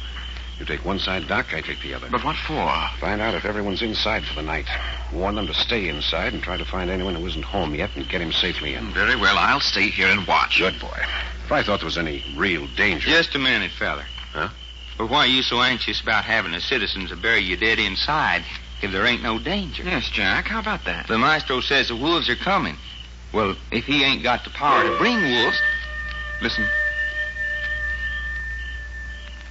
Well, that there's all the answer I need, Jack. What do you mean? Well, that there's either a real wolf out there or else that's Nasha. And either way, the maestro's turned his trick. Now, listen, you two. I know the maestro's up to some dirty work. But you still won't admit he turned Nasha into a wolf. No. And you won't admit he has the power to bring wolves down on this place. No. Well, even with that thing howling out there to prove it? Even with a dozen wolves howling out there. If the wolves come, it'll be their own accord, not because a fat man called them. But, Jack... I'm not going to argue anymore. Doc, you stay here with Reggie. Hey, where are you going? Never mind. You stay here with Reggie and keep an eye on the maestro's window. But he hasn't moved. Sitting down there in that rocking chair, rocking back and forth in the lamplight like a huge, grotesque shadow. Now watch him, both of you. Stay here until I come back. Reggie. Well? Something's awful wrong about this. I know it. That wasn't right. Letting Jack go off that way by himself. There's no use trying to keep him here. Maybe I should ought to run and catch up with him. Well, do you want to? No. I think he's wrong to go out there. Right. So do I. I ain't never seen him so stubborn about anything. He shouldn't have went. I don't know how I know it, but I do. And I think he knows it, too. You think he's deliberately going out to danger? I swear to my grandma, I do. And I think I know why. You do? Yeah. Something's happening that he can't understand. And Jack ain't a fella that'll take something that he can't figure out or laying down. You mean he doesn't believe in the maestro's magic, and he's either going to prove this is a fraud or die trying? Hey, look down in the maestro's room. Look at him. He picked up the lamp. He's coming to the window. Hey, what's that for? Look at the way he's waving that arm around there. It's some kind of a ritual. Ritual? Quite. He's making signs. See how he keeps repeating the same gesture over and over? You mean some more of his mysticism stuff? I don't know. Hey, that doggone wolf is answering. Oh, that's silly, Doc. No, it ain't. Look how excited he is. Look at that expression on his face. Oh, Jove. I say, Doc. Shut up, Reggie. Listen. Reggie, I'm a-wringing wet with sweat. But what was it? What was it? A girl laughing. A girl out there somewhere with them wolves laughing. That man down there's a bloody maniac. Look at him. He's gone back to that rocking chair. Yeah, sitting there with his eyes closed. Rocking. Doc, hadn't we ought to go find Jack? I wish to goodness I knew what. Doc, hold it. Huh? What's the matter? There's something coming this way. Listen. Maybe it's... Hey, it's a girl. Shut up.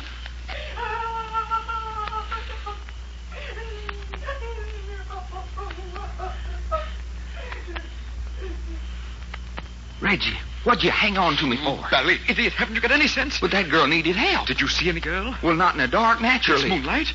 You trying to say that wasn't any girl? I don't know whether there was or not, but this is some more of the maestro's dirty work. Doc, Reggie! Hey, that's Jack. Doc, Reggie, help! Help! Gun shooting. Come on, Reggie.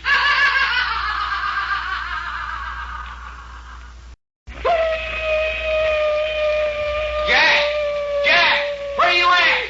Jack, answer so's we can hear.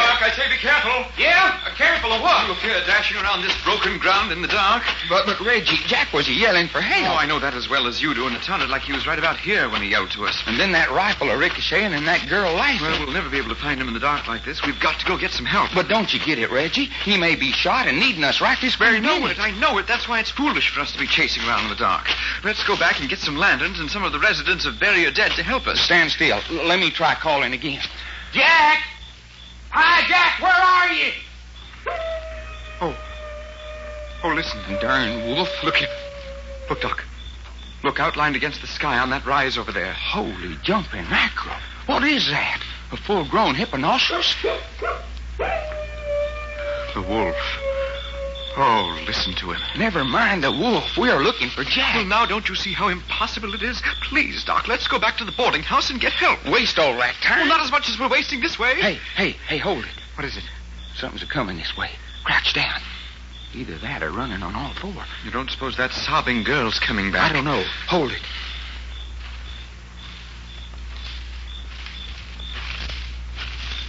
Something's a-coming through the greasewood, all right.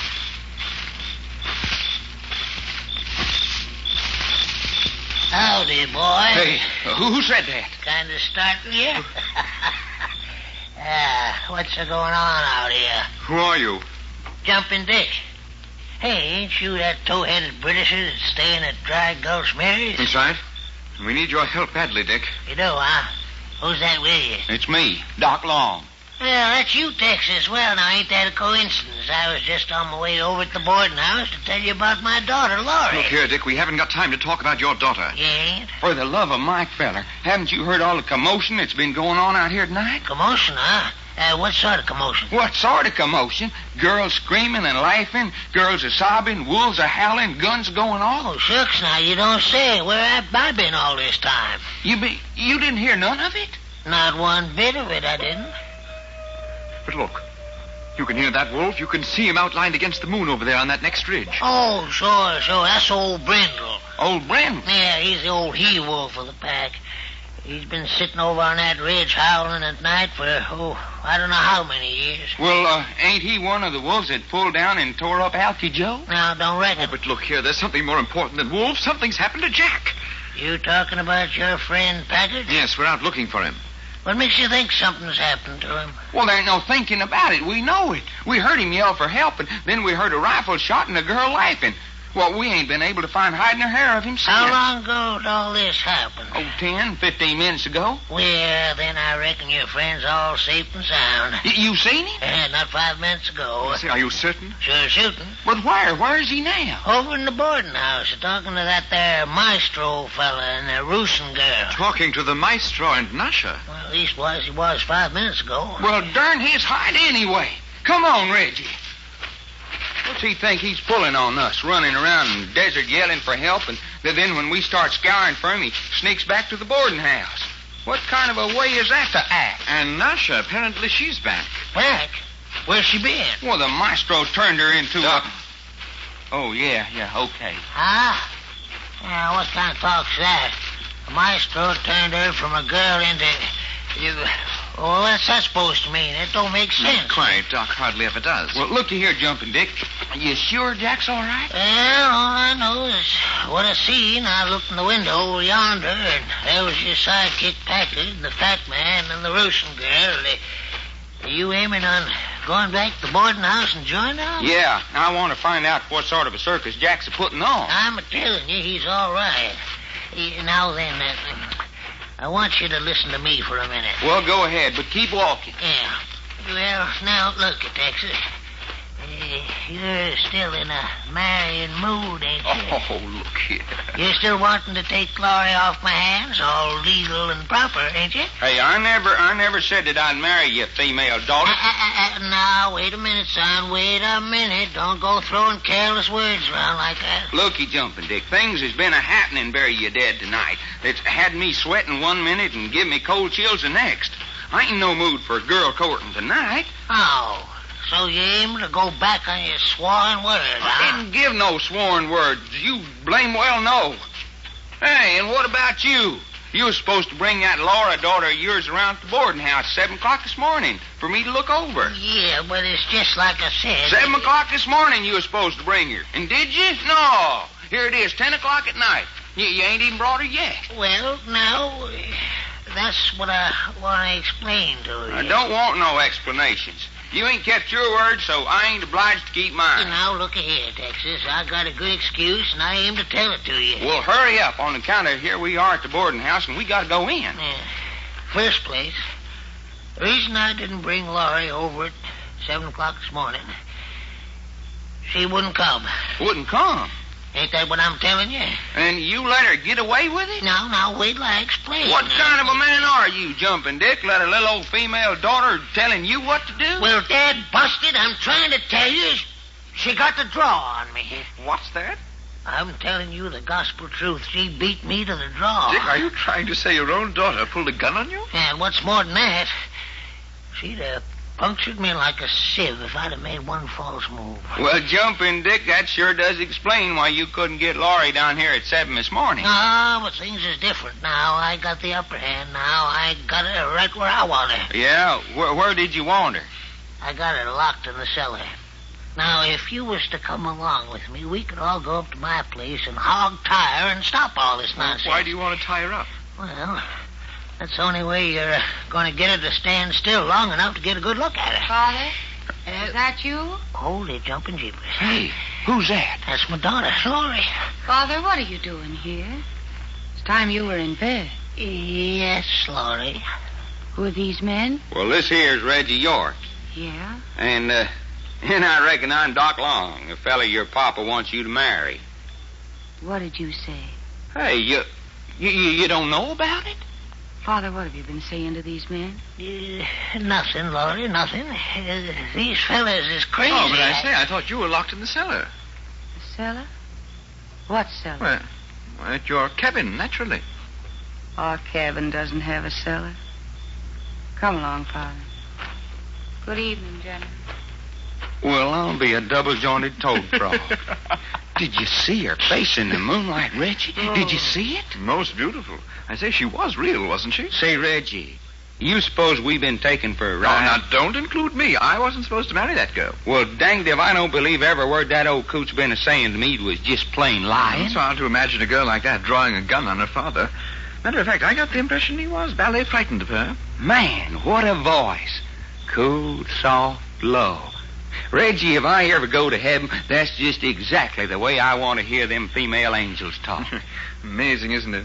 For a village of 19 citizens, Barrio de Arizona certainly is loaded with mystery. Ain't it the truth? Well, shall we go in and tackle Jack? Hey, I just thought of something. Yeah?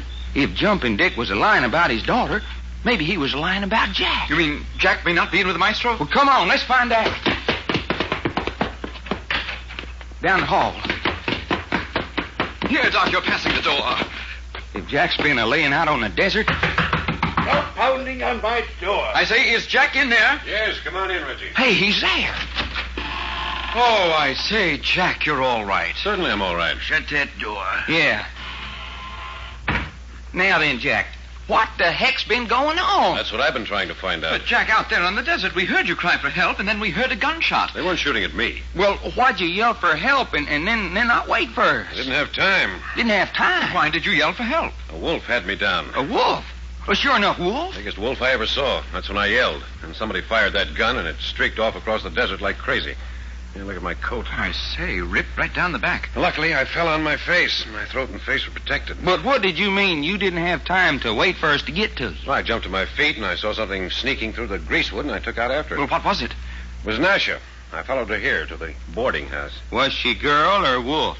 Girl. Yes, I had transformed her back into her natural shape before I brought her back. Rubbish. I changed her back into her natural form, just as you see her now, lying on her bed, asleep. Why you got her asleep? She is exhausted. She's always exhausted after participation in one of my manifestations. She sure does look all in, all right. But, Jack, all this still doesn't explain that girl laughing hysterically out there. Yeah, and it don't explain that girl that passed us sobbing like her heart would break. No, I heard the girl laughing. Did you see her? No. In the morning, we're going to have a talk with every person and bury your dead. In the morning, the citizens of Bury Your Dead are going to have something much more interesting to talk about. Is that so? Quite so. Such as what? That will have to wait for the dawn. Tonight, my work is finished. I wish we could be sure about that. As a matter of fact, I wish we could be quite sure just how much you had to do with tonight's work. I was responsible for everything that took place out there. You didn't move from this room. Nevertheless, what I say is true. Tonight, I turned Nasha into a wolf. She went forth and led the pack down on Bury Your Dead. You know what I'm going to do tomorrow night? What? Tonight, I turned Nasha into a wolf. Tomorrow night, I'm going to turn a wolf into a man. Say. Hey, cut it out. I will turn a wolf into a man. And I will give you the privilege of talking to him. Are you just plain trying to give us nightmares? Well, gentlemen, there is the wolf who will walk like a man. That's it. Put the bed against the door. Here, I'll give you a hand. Right over there. Let's go. Now, that ought to do it. You got both windows covered with blankets, Doc? Yeah. Nobody ain't gonna peek in this room. Good. Now, see, Jack, what's it all about? We've got to do some talking, and I don't want to be interrupted. Our landlady's gonna be plenty mad if we don't talk loud enough for her to hear. Now, she's one person I don't want to overhear us. But come on, sit down. I'm going to keep my voice guarded. Right. Okay. Shoot, feller. All right. Now, 2 men have been killed and Bury Your Dead since we arrived. By wolves? By the maestro. Hey. I say, can you prove that? No, but I believe enough that I'm going to try to prove it. And I believe that's the third murder he's committed since we made his acquaintance. You're talking about the body you touched in the dark boxcar. Yes. Now, Jack. I don't want to argue, Doc. I just want to outline a theory. I think there was a body in the car, and that somehow, after he let me touch it, he threw it out of the moving car. Now, that's one murder. The second was the night our boxcar was shunted onto a siding. That same night, Alky Joe was killed here in Bury Your Dead. But, Jack, none of us knew about that killing until Jumpin' Dick come along and told us about it. Don't you remember? You and Reggie and I didn't know about it. We don't know what the maestro knew. But we all woke up together the first thing we knew the car had been dropped off on the siding. That's the first we three knew. We don't know how long the maestro had known it. May have been there for hours. Yeah, he could have done it, I reckon. But why? All I'm trying to do now is show that he was in a position to do all 3 murders. Then the third murder last night. Yeah, Chinese Tom. This morning, the body was found outside his cabin, slashed and torn by fangs and claws. Beastly. And there's something interesting about both these men killed here. How you mean? Alky Joe is a very old, defenseless, decrepit man. So is Chinese Tom. Old, frail, easy prey. I say, that's true, isn't it? But, well, what's that mean? I don't know for sure, yet. I'm just stating facts. Yes, but, Jack, how can you possibly link the maestro with Chinese Tom's death? He was in his room here in the boarding house all the time. He was under our eye almost constantly. But Nasha wasn't. Yeah, Nasha wasn't. And what's more, the maestro said his very self that he turned Nasha into a wolf and sent her out to bring the pack down for a kill. But that doesn't make him a murderer. Well, I'd like to know why it doesn't. Because there isn't a jury in the world who'd believe it. How about it, Jack? You don't have to go as far as a jury.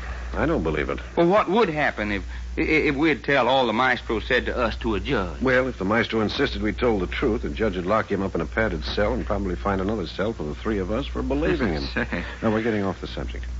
I'm not trying to prove how he killed. I'm just saying I think he did. Now, if he's killed 3 times, there must be a reason behind it. Unless he's just a plain homicidal maniac. Maybe. But I think there's more to it than just that. I think there's some kind of a plan behind all this. I think he's working towards some payoff. But look here, Jack. What possible payoff could there be in a place like Bury Your Dead more tremendous than murder itself? I don't know. That's what we've got to find out. There's one thing we do know for certain. Yeah? Yes.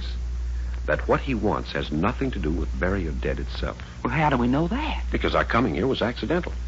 He couldn't have known our boxcar was going to be left in this forsaken Arizona desert hole any more than we did. Therefore, what he wants to accomplish, he would have wanted to accomplish just as much if the boxcar had stopped in Texas or Timbuktu. Well, then, as I see it, what he wants concerns either the girl, Nasha, or us 3. I mean, we're the only elements that arrived in Bury Your Dead at the same time he did. Mm-hmm. That's good reasoning, Reggie. Except I don't see how it could be any of us 3. After all, we just happened to get on the same freight car with him and Nasha. Our meeting was as much as accident as our stopover in this place. Well, then it looks like all this business has got something to do with Nasha. Yeah, it looks like it. And there's another thing. That girl's completely in his power. So completely, I doubt if she has much will of her own. Well, she seems to like it. Hey, wait a minute. You don't suppose she's a filthy rich heiress or something, do you? I say. Yeah, money to burn, and he's getting her in his power so's he can get it for himself. That couldn't be it. Well, why not? Well, first place, she doesn't show much breeding or background. Besides that, she really is an acrobatic dancer. Just watch her throw herself around sometime. That shows training from childhood. And finally, she told us herself that she'd been with his magician act for 2 or 3 years. Yeah, that don't tie up, does it? Jack, you still don't think the maestro is a great magician, do you? Well, I've changed my mind. I think he's a very great magician. Hey, you do? Now, don't get me wrong. I still think this mysticism gag's baloney. But his art of deception, his ability to take advantage of the average person's gullibility is tremendous. That's what I mean by great. Quite.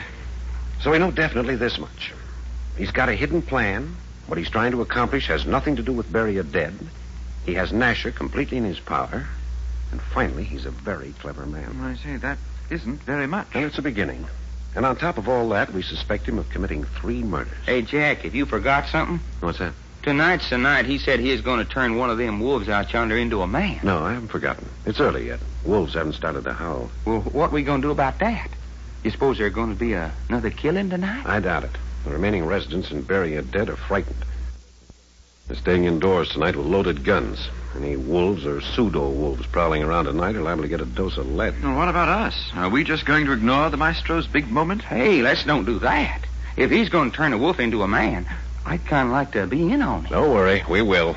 But there's something more interesting than that going on. You mean what he's doing in his room? Yeah, he's building something. Oh, is that what all that sawing and pounding's about that's been going on in here all day? Where'd he get his tools? Dry Gulch Mary let him have them. Well, you haven't any idea what it is, huh? No. I'd bet money he's knocking together some contraption or another for one of his tricks of magic. You mean he wants to impress us some more? I don't know. But it's all a part of the whole plan, whatever that is. Yeah. Say, company. Hello? Gentlemen, I have completed my task. You've done what? I have completed my task. Well, what about it? You will do me the honor of coming into my room and viewing it. Hey, he wants us to go in his room and see what he's made. Looks like it. Well, let's go. Gentlemen, I'm waiting. All right. Just a minute. Give me a hand with the bed, Doc. Yeah, take it away. There. This way, gentlemen, if you please. You seem awfully anxious for us to be in on this deal. You talk in riddles, Mr. Packard. I don't think so. Right in this way, please. Well, where's Nasha at? I have sent Nasha out into the night on a mission. That's so? Is that what you've been working on there under that blanket? That is it. I have invited you in here for the unveiling. Well, pull off the blanket and let's have a look. Now, those are my intentions. You're ready? Yeah, go on, pull her off. Yes. There you are. I say. What in the deuce? Well, I don't get it. What's it supposed to be? What does it look like? Looks like a big pine board box. But that's just what it is, Doc. A homemade coffin. A coffin? Exactly, gentlemen. A rough but sturdy casket. Ooh-wee. Well, what you aim to do with that? That will hold a body for burial tomorrow. Whose body? That's a strange question, Mr. Packard. Who's dead? You mean you spent all day building a coffin for Chinese Tom? And why not? I am the cause of his being dead. You just out and out admit that? Certainly. I told you the wolves would come. I told you they would kill. And because you caused his death, you've gone to the trouble of making him a casket? Could I do any less? Well, if this ain't the craziest one yet. That's a very decent job, don't you think? Yeah, you're certainly all right with a hammer and saw. I think this Chinese Tom person should rest more easily. If it hadn't been for me, poor fellow would have been thrown into a hole, covered up, just as Alky Joe was. Yes, he has a great deal to thank me for. Yeah, such as being dead. But we must all die, some today, some tomorrow. I say, are you saying someone is going to die tonight? No, not tonight. I have more important things to do. More important than killing folks, huh? Yes, tonight is my great experiment. Tonight I turn the big wolf into a man. That'll be good, if you do it. Oh, I'll do it. When? I have sent Nasha out to bring him here. Bring the wolf here? They should be here soon. Now, looky, Maestro, if you're kidding... When they come, the wolf will be striding beside Nasha on his 2 hind feet. He will have the form of of a human being. Yeah, that's great talk. You still don't believe? No. You? Well, all I got to say is, whether you're telling the truth or not, you're one hombre that ought to be locked up. I'm sick of your shallow money. Wait. Hold on. Huh? What's the matter? Window's open. Something outside. It will be Nasha and the wolf. Jack, look at that. There in the moonlight. Hey, it's a man. He's carrying Nasha in his arms. Look at his face. It's covered with long hair. Stand back, please. Something's happened to Nasha. His face is covered with long hair. Coming right up to the window. Please stand back. Here, I will take the girl. Poor little Nasha. Poor child. Just standing there. Did you ever see a face like that? Eyes dead. Mouth hanging open, covered with hair. Does kind of look like a wolf, don't he? Gentlemen, Nasha is dead. Dead? Nasha's dead? Dead. Here, let me see that girl. She's dead, I say. We'll see about that. You're a medical man. I know enough. Dead. She's cold. She's like ice. Dead. No pulse. I fear our experiment tonight has been too much for Nasha. Wolf, go back to your kite. Aren't we going to... Wait a minute. I want to see that man. I have sent him back to the pack.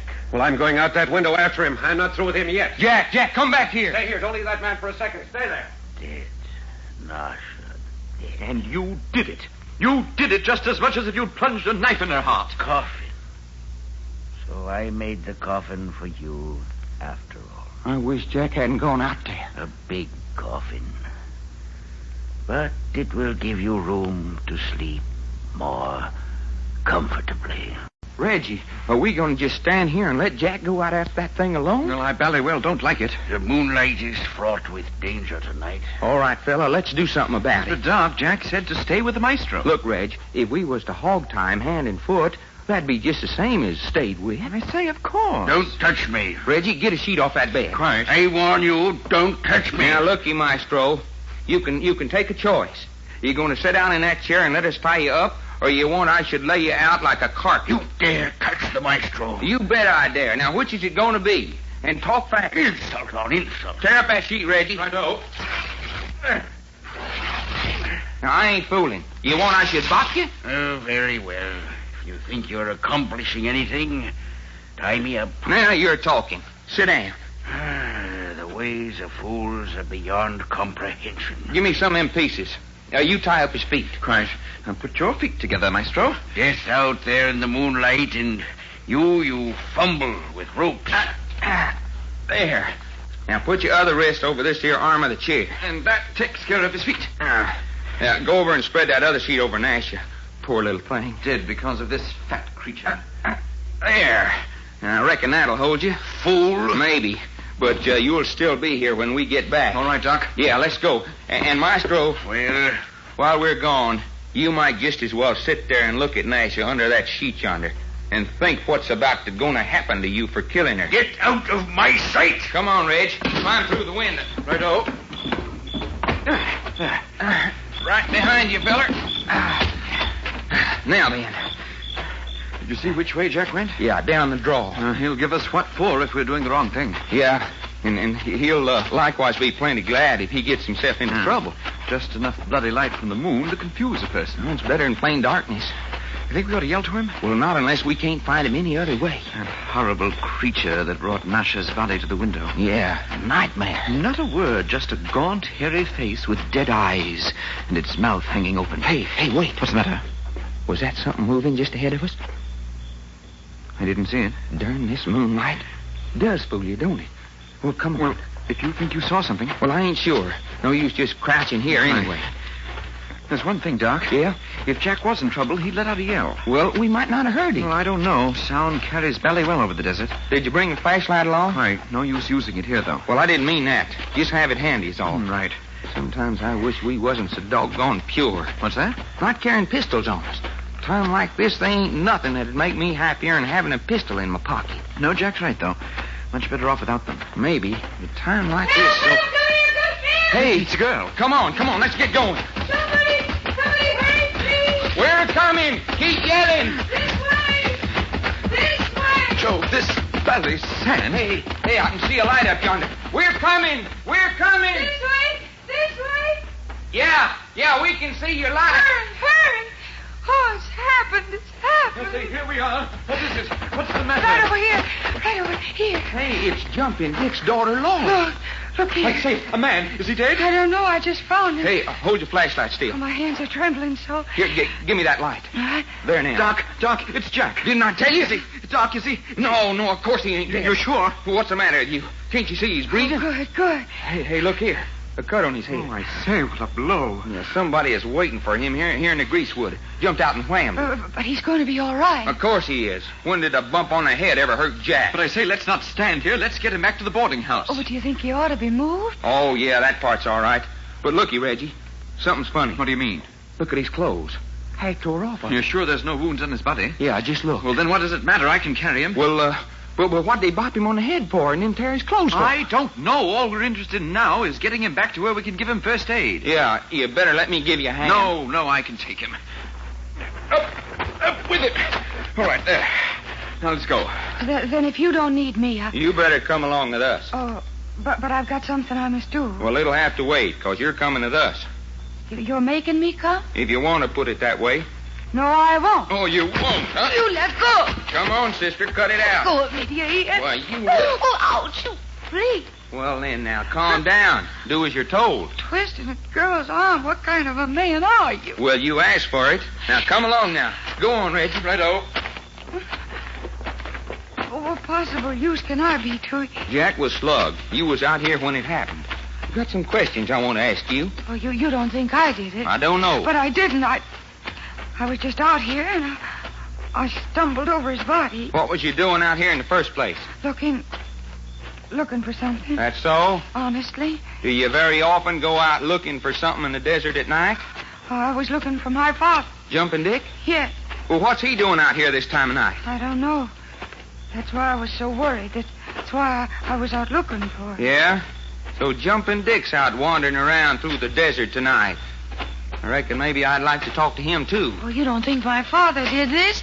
You want some help, Reg? No, I'm doing all right. But you mustn't think he did it. Father's mild, gentle. He's the biggest liar I ever run across. Who's the biggest liar you ever run across? Well, hey. Father. Say, Jumping Dick. Dead burned right, it's Jumping Dick. And I just heard Texas here call me a liar. All right, Dick, come on. Join the parade. What you mean, join the parade? You're coming up to the boarding house along with your daughter here. You just plain got your heart set on marrying that girl. Father, you stop that. Oh, now look, If you mention marriage once more, I'll leave, bury your dead, and I'll never come back this time. Yeah, sure, Laurie, sure. It's just my little joke. Come on, Reggie's getting ahead of us. Come on, Dick. Don't mind if I do. Well, what's going on around here, anyway? You ain't the bird that sapped Jack, are you? Sap Jack? Why, say, why would I want to do that? I like that fella. Yeah? You can let go of my wrists. I won't try to get away now that I know where Father is. You mind my hanging on to your hand? Yes, I do. Well, all right then. Have it your way. Doc, come and open the door for me. Yeah, sure. Come on, you folks.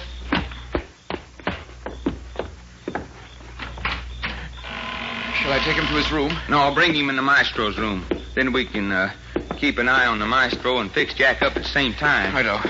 Lead the way. Here. Come on in, everybody. Lay him on the bed, Reggie. So, you're back. Hey, what you got this fat fella tied up for, huh? Keep him out of mischief.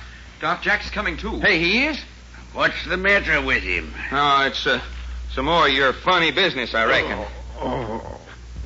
Atta boy, feller. Take more than a slug on the head to lay you out. Oh, what happened? Somebody slugged you, son. Get some water, Reggie. Right away. Feeling pretty lousy? Oh, what a head. You ain't kidding there. You've got a bump as big as a goose egg. Know who done it? Let me think. Yeah, all right. Here's the water for you. Here, take a slug of this. Thanks. Where am I? Lying on the bed in the maestro's room. Oh, yes. What happened? Well, you hopped out the window after the nightmare with the hair on his face. Somebody let you have it out there in the dark. Yes, now I remember. Know who done it? No. They got me from behind. I remember a movement in the bushes and then shooting started. Yeah. Funny thing. All they did was tear about half your clothes off you. Tear the... Doc, the money belt. Money belt? Hey, you mean they got that? So that's what this is all about. You mean some two-tailed sippy cats grabbed our 25,000 smackers? Shut up, you fool. But, Jack, who knew you had the money belt? Hey, you mean you've been robbed? You keep out of this, Jumping Dick. Yeah, but all I I asked said was... it is none of your business. Now keep your nose out of it. Sure, if that's the way you want it. That's just how I want it. What a crazy idiot I've been not to realize. Realize what, No, Jack? never mind. Say, you say I'm lying on the maestro's bed? Yeah, why? But Nasha was lying down here when I left the room. Hey, say, Nasha's body. But where is it? Didn't I tell you two to stay here and watch the maestro? But, Jack, he couldn't have done it. He's tied up over there in his chair. Tied up? Hand and foot. But he's the only one who could have moved her. But I tell you, he didn't. He's tied up tight as a tick. Don't worry, gentlemen. Nasha's where she belongs. Where's that? If you lift the lid of the coffin over there against the wall... Coffee? We'll just have a look and see. Hey, what's going on here anyway? Yep. She's here, Jack. She's here in the coffin. Where she belongs. But look at her. She ain't wearing her black tights no more. What's that? All laid out in her prettiest dress. She's dead? But who did it? I did it, gentlemen. The heck you did. You're all tied up. The ways of the mystic are beyond mortal comprehension. Well, I will say this. She's about the prettiest corpse I ever did see. Sleep well, Nasha. Sleep well. Well, that's that. There's one thing I don't understand, Jumping Dick. There's a lot of things I don't get myself. No.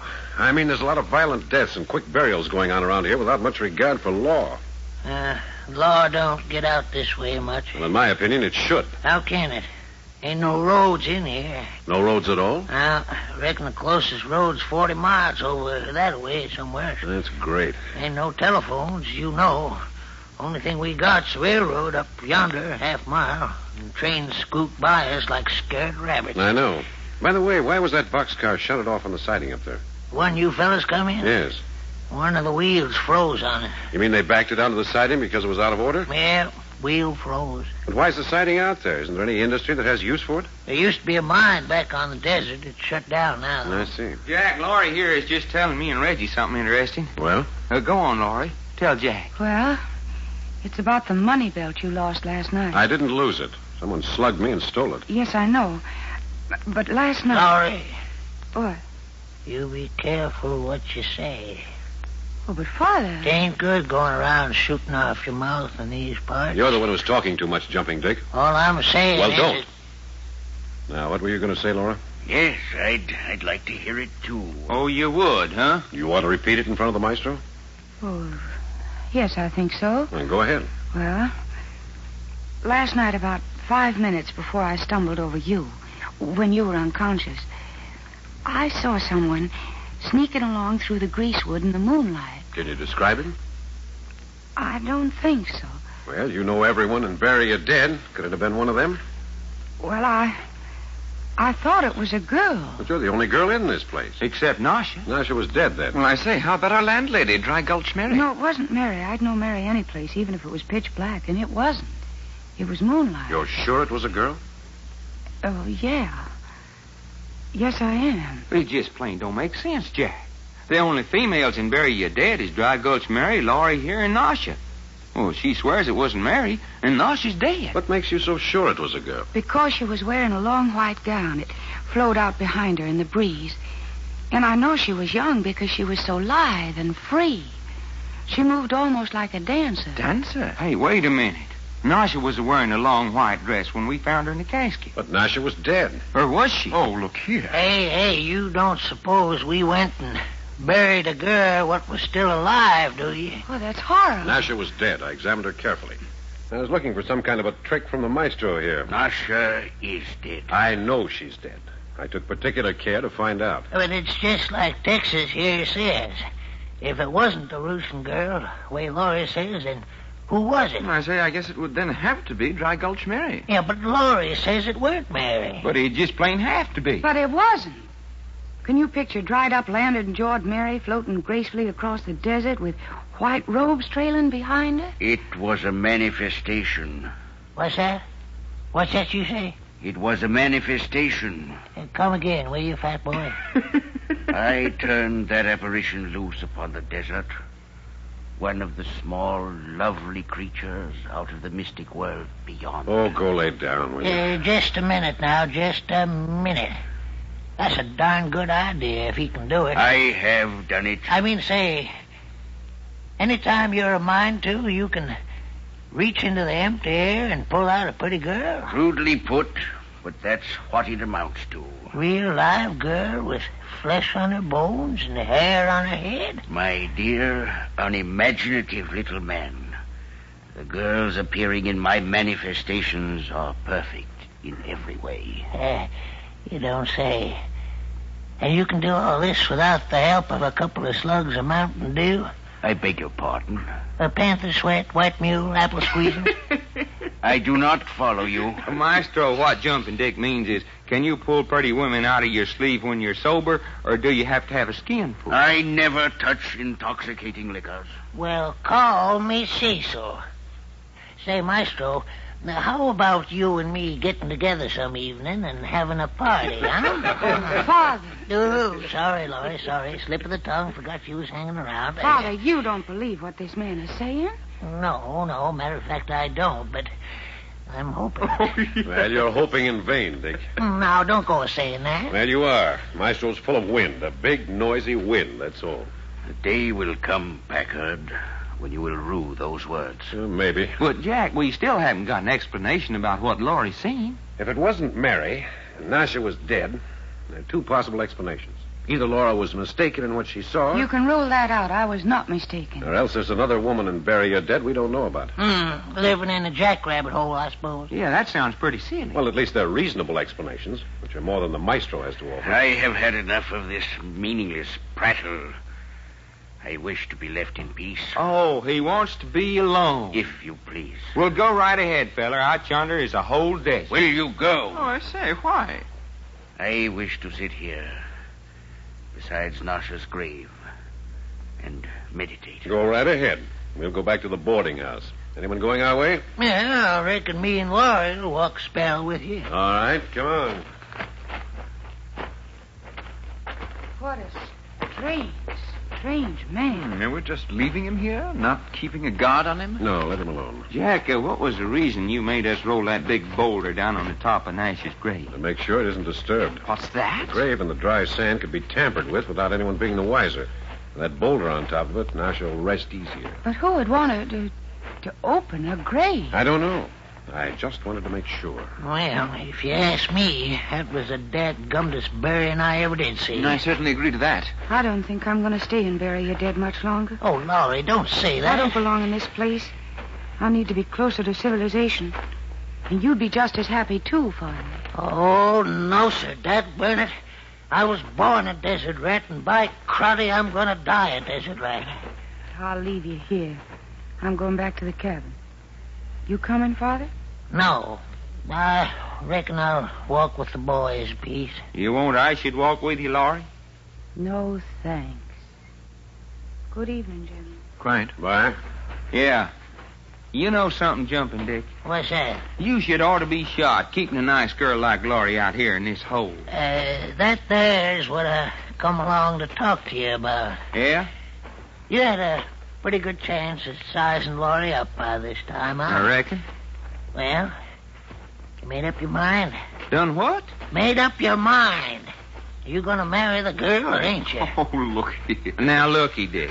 That ain't no way to talk about that little old girl. Ah, what you mean? Well, Laurie's too good for a pappy to be going around trying to peddle her off. Well, then how else is a man gonna get rid of a daughter? Tell me that. Why are you so anxious to get rid of her? You heard it, didn't you? You heard it with your own ears. If I don't get some man to marry her and get her out of here, she's gonna yank me out of here. And you don't want to go. And what's more, I ain't going. Now then, if Texas here, wick on her a mite. Now, looky, Dick, I'd like mighty well to do you a favor. I'd like mighty well, too, but, well, I reckon you'll have to look somewhere else. Oh, I swear to goodness, I don't know what's the matter with young fellas these days. Ain't you got no blood in your veins? Why, say, when I was a young buck, I'd have rid a mule 50 miles just to get a look at anything as pretty as Laurie. Sorry, partner. Ain't no use pressing you? Nope. That sure? Final? Reckon so. Well, I sure ain't got no heart to do what I'm going to have to do then. Hey, what you mean?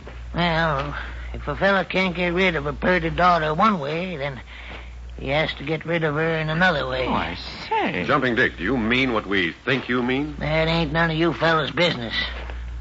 I'll be separating from you here. Dick, you lay a hand on Laurie. Laurie's something I got to take care of. Yeah, something I got to take care of. Jack, do you think... I don't know. Sounds ridiculous. Yes, but we can't take a chance. Hadn't we ought to go warn Laura? Well, we might circle around, go over to their cabin, have a look. Yeah, let's do that. All right. Well, not too fast.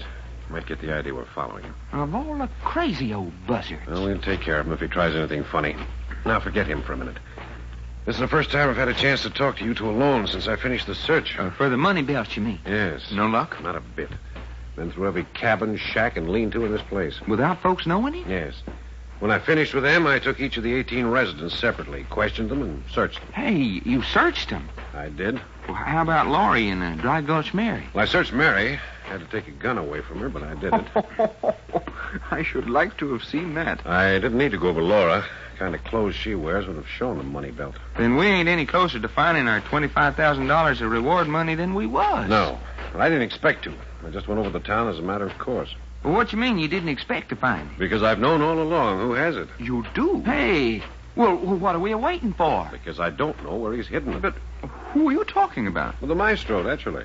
The maestro's got our 25 grand? Certainly. Oh, but Jack, we were in the maestro's room with him at the time you were out there being hit over the head. I know it. Well, then how... I don't know how. All I know is that the maestro has our money and not another living soul in Bury or Dead knows anything about it. Well, I'm a son of a gun. You know that? Positively. Well, and we ain't gonna do anything about it? Not just at the moment. There's no way he can get out of Bury or Dead with it without us knowing about it. Let him think he's pulled the wool over our eyes. Then when we're ready, we'll go for it. Well, you're doing it. But there ain't nothing that I'd like better than to sink my fist into that fat bay window clean up to my elbow. Quite. Oh, we're getting close to Dick's cabin. Keep down. Yeah. There goes Dick inside now. If we're careful, we can get right up to the window. Listen. And I gave all three of them something to think about before I left them. You told them that you were going to kill me? Well, not just out and out in so many words, but they sure got the idea. But now that the $25,000 has been stolen, what's the good of going on? Maybe it's stole, and maybe it ain't. You mean Jack Packard spread the word around just to throw us off the trail? Yeah. So how he knowed we was on the trail, I can't figure out. You ain't made no breaks, have you? No. And I think you're wrong. I think the money has been stolen. Packard searched every house in Bury Your Dead. What? He searched this cabin? Yeah. Why, blast his ornery No, eyes. never mind that. If the money is gone... Well, it's still here in Bury Your Dead. Yes, of course. It's here because there ain't no way for it to get out. And if it's here, I can find it. Have you an idea where? You bet I got an idea. That fat man up at the boarding house. With a maestro? He's got it as sure as dogs got fleas. I wonder. You bet he's got it. But he ain't going to have it for long. No, sir. Not with Jumping Dick around. Jack, did you hear what I did? Come on. Let's get out of here quick. I smell murder. We're watching the maestro because he's the focal point for everything that's happened since we came to Bury Your Dead. And everything that's going to happen. I say. Huh? What's the matter? Look. Creeping up through the greasewood over there. Where, Reggie? Creeping toward the maestro's window. Just a shadow in the moonlight. Yeah. Yeah, see it, Jack? Yes. Down on all fours. You think it's an animal? No, it's a man. Quite. I caught the glint of something in his hand. Oh, a gun, huh? I think the maestro's about to receive a visit from Jumping Dick. I say, that's Jumping Dick? That'll be my guess. Well, what we're waiting for? To see what happens. But looky, Jack. If Jumping Dick should up and shoot the maestro... We'll stop him before it goes that far. But if we ain't in time... That'll be the maestro's hard luck. It's for ours, too, Jack. I mean, if the maestro's got our $25,000 hidden away and he's killed, we'll never see it again. Don't forget that Jumping Dick knows that as well as we do. How you mean? Well, if Dick's after the money, he won't dare kill the maestro until he knows where it's hidden. Yeah. What's the matter with us, Reggie? He's right under the window. Man, if the maestro's nervous now, think what he's going to be in a minute. Watch. He's going to stand up. Yeah. There he goes. Hey, did you see that? The maestro jumped a foot. Come on. Let's Let's creep down where we can hear what they're saying. Yeah, let's do that. Take it easy. Not a sound. And as I was saying, I hope you don't mind if I just stand here in the window and point my pistol at the middle of your barrel. In heaven's name, man, put up that gun. Nope. I feel more comfortable with it in my hand. Is this a hold-up? Yeah, in a way, you might say it was. But I have nothing you could want. Oh, don't think so, huh? But I haven't. I arrived here absolutely destitute. Packard had to pay my room and board. Destitute, huh? Positively. Man, you're barking up the wrong tree. Ever hear 25,000 good round United States dollars? $25,000. That's what I said. 25,000 of them. That's fantastic. Yeah, it is, kinda. You think a fella as smart as Packard would have more sense than to carry that much spondulix around his waist, wouldn't you?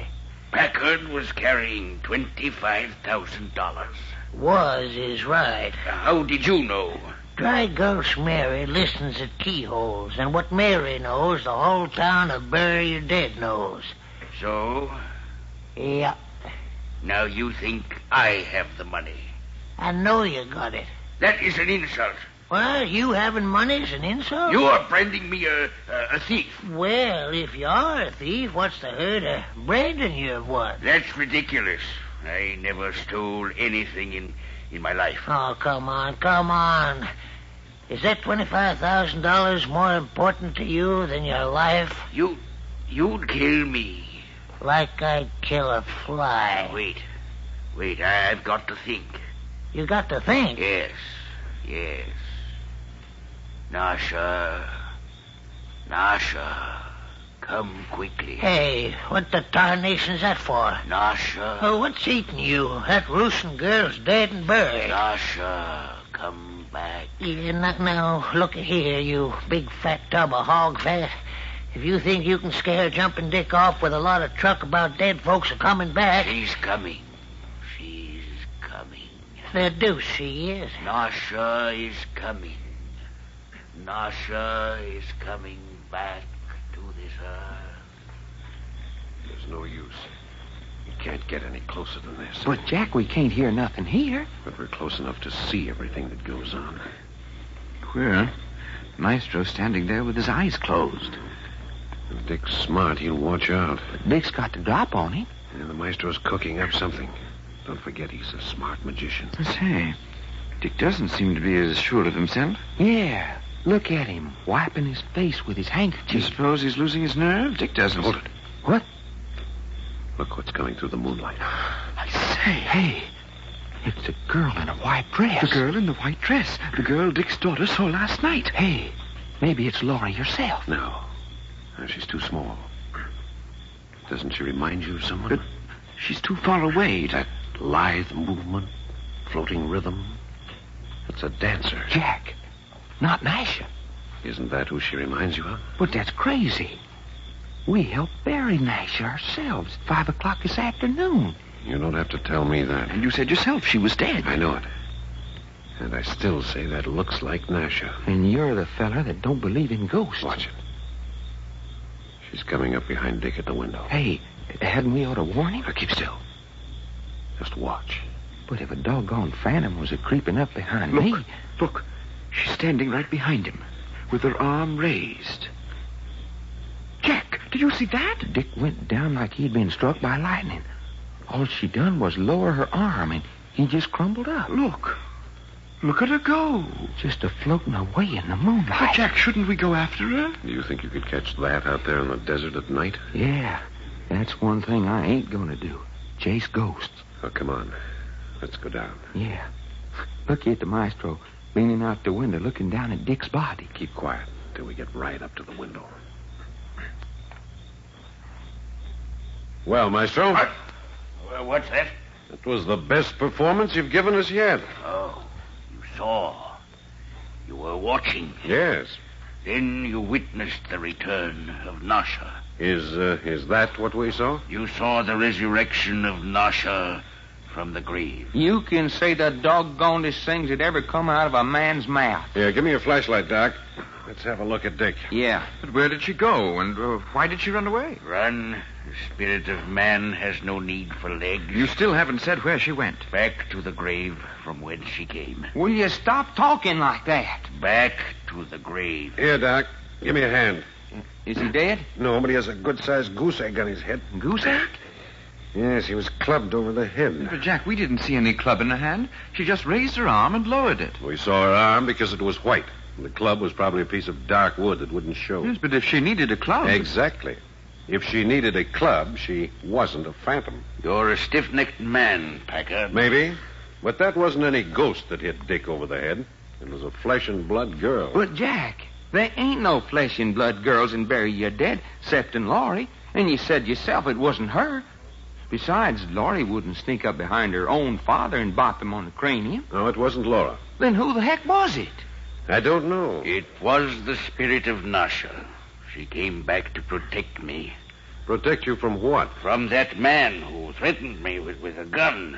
Why did he threaten you? He said it was a hold-up. Jumping Dick was holding you up? So he said. But, what did he want? I told him I was destitute, but he refused to believe me. Mm-hmm. I see. He said he would kill me as quickly as he'd kill a fly. I was in desperate circumstances, so I called on Nasha, and she came. Well, somebody sure enough came all right. Jack, I don't like what's going on. I wish we could... Hey. Oh, somebody, please. That's Laura.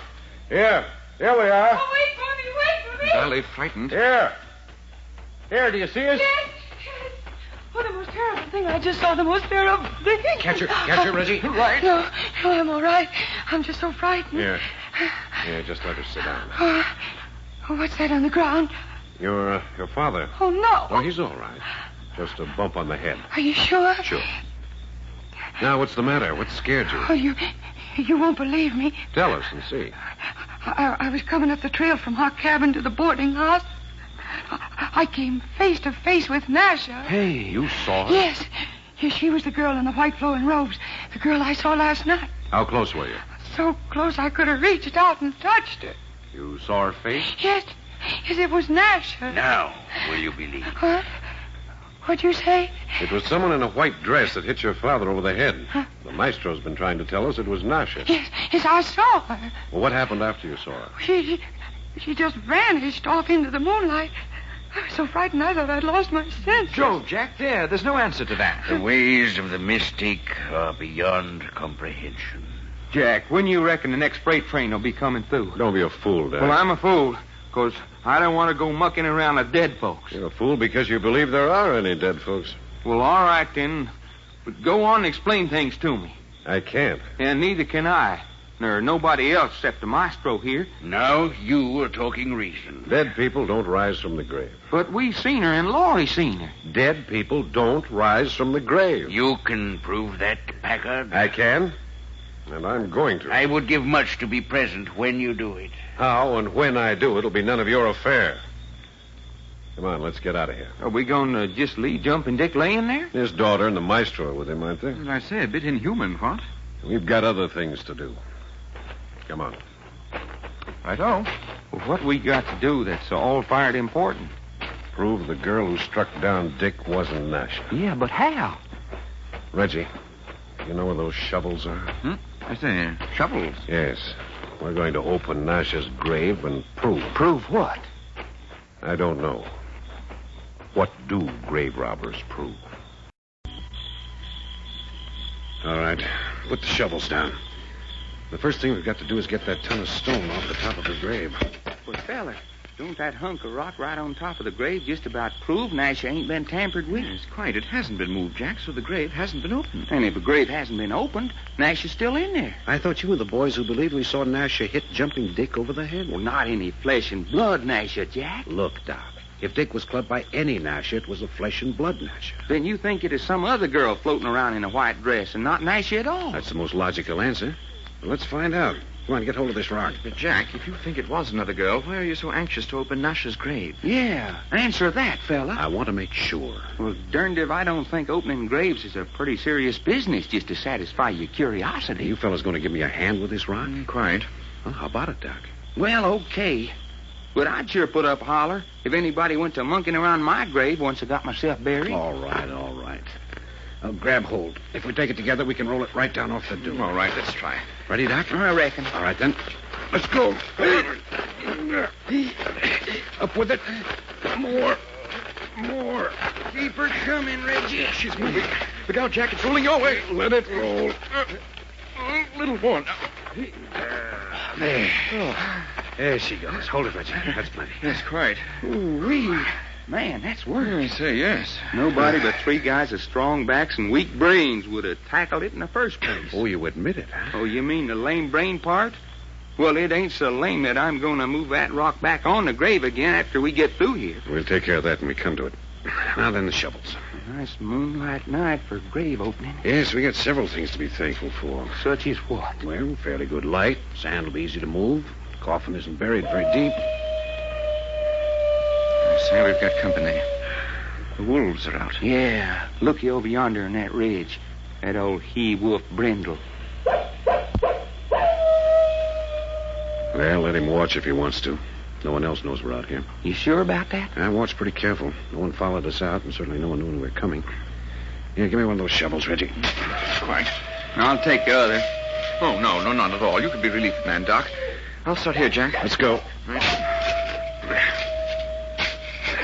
No, this is no job at all. I think the top of the casket's only about 3 feet down. And pretty doggone shallow burying. I noticed it at the time. Go on, fella. Holler your head off. This here reminds me of a story my grandma on my mama's side used to tell down in Texas about a woman that she knowed when she was a little girl. The meanest woman that ever sucked on a corncob pipe. Chewed snuff, too.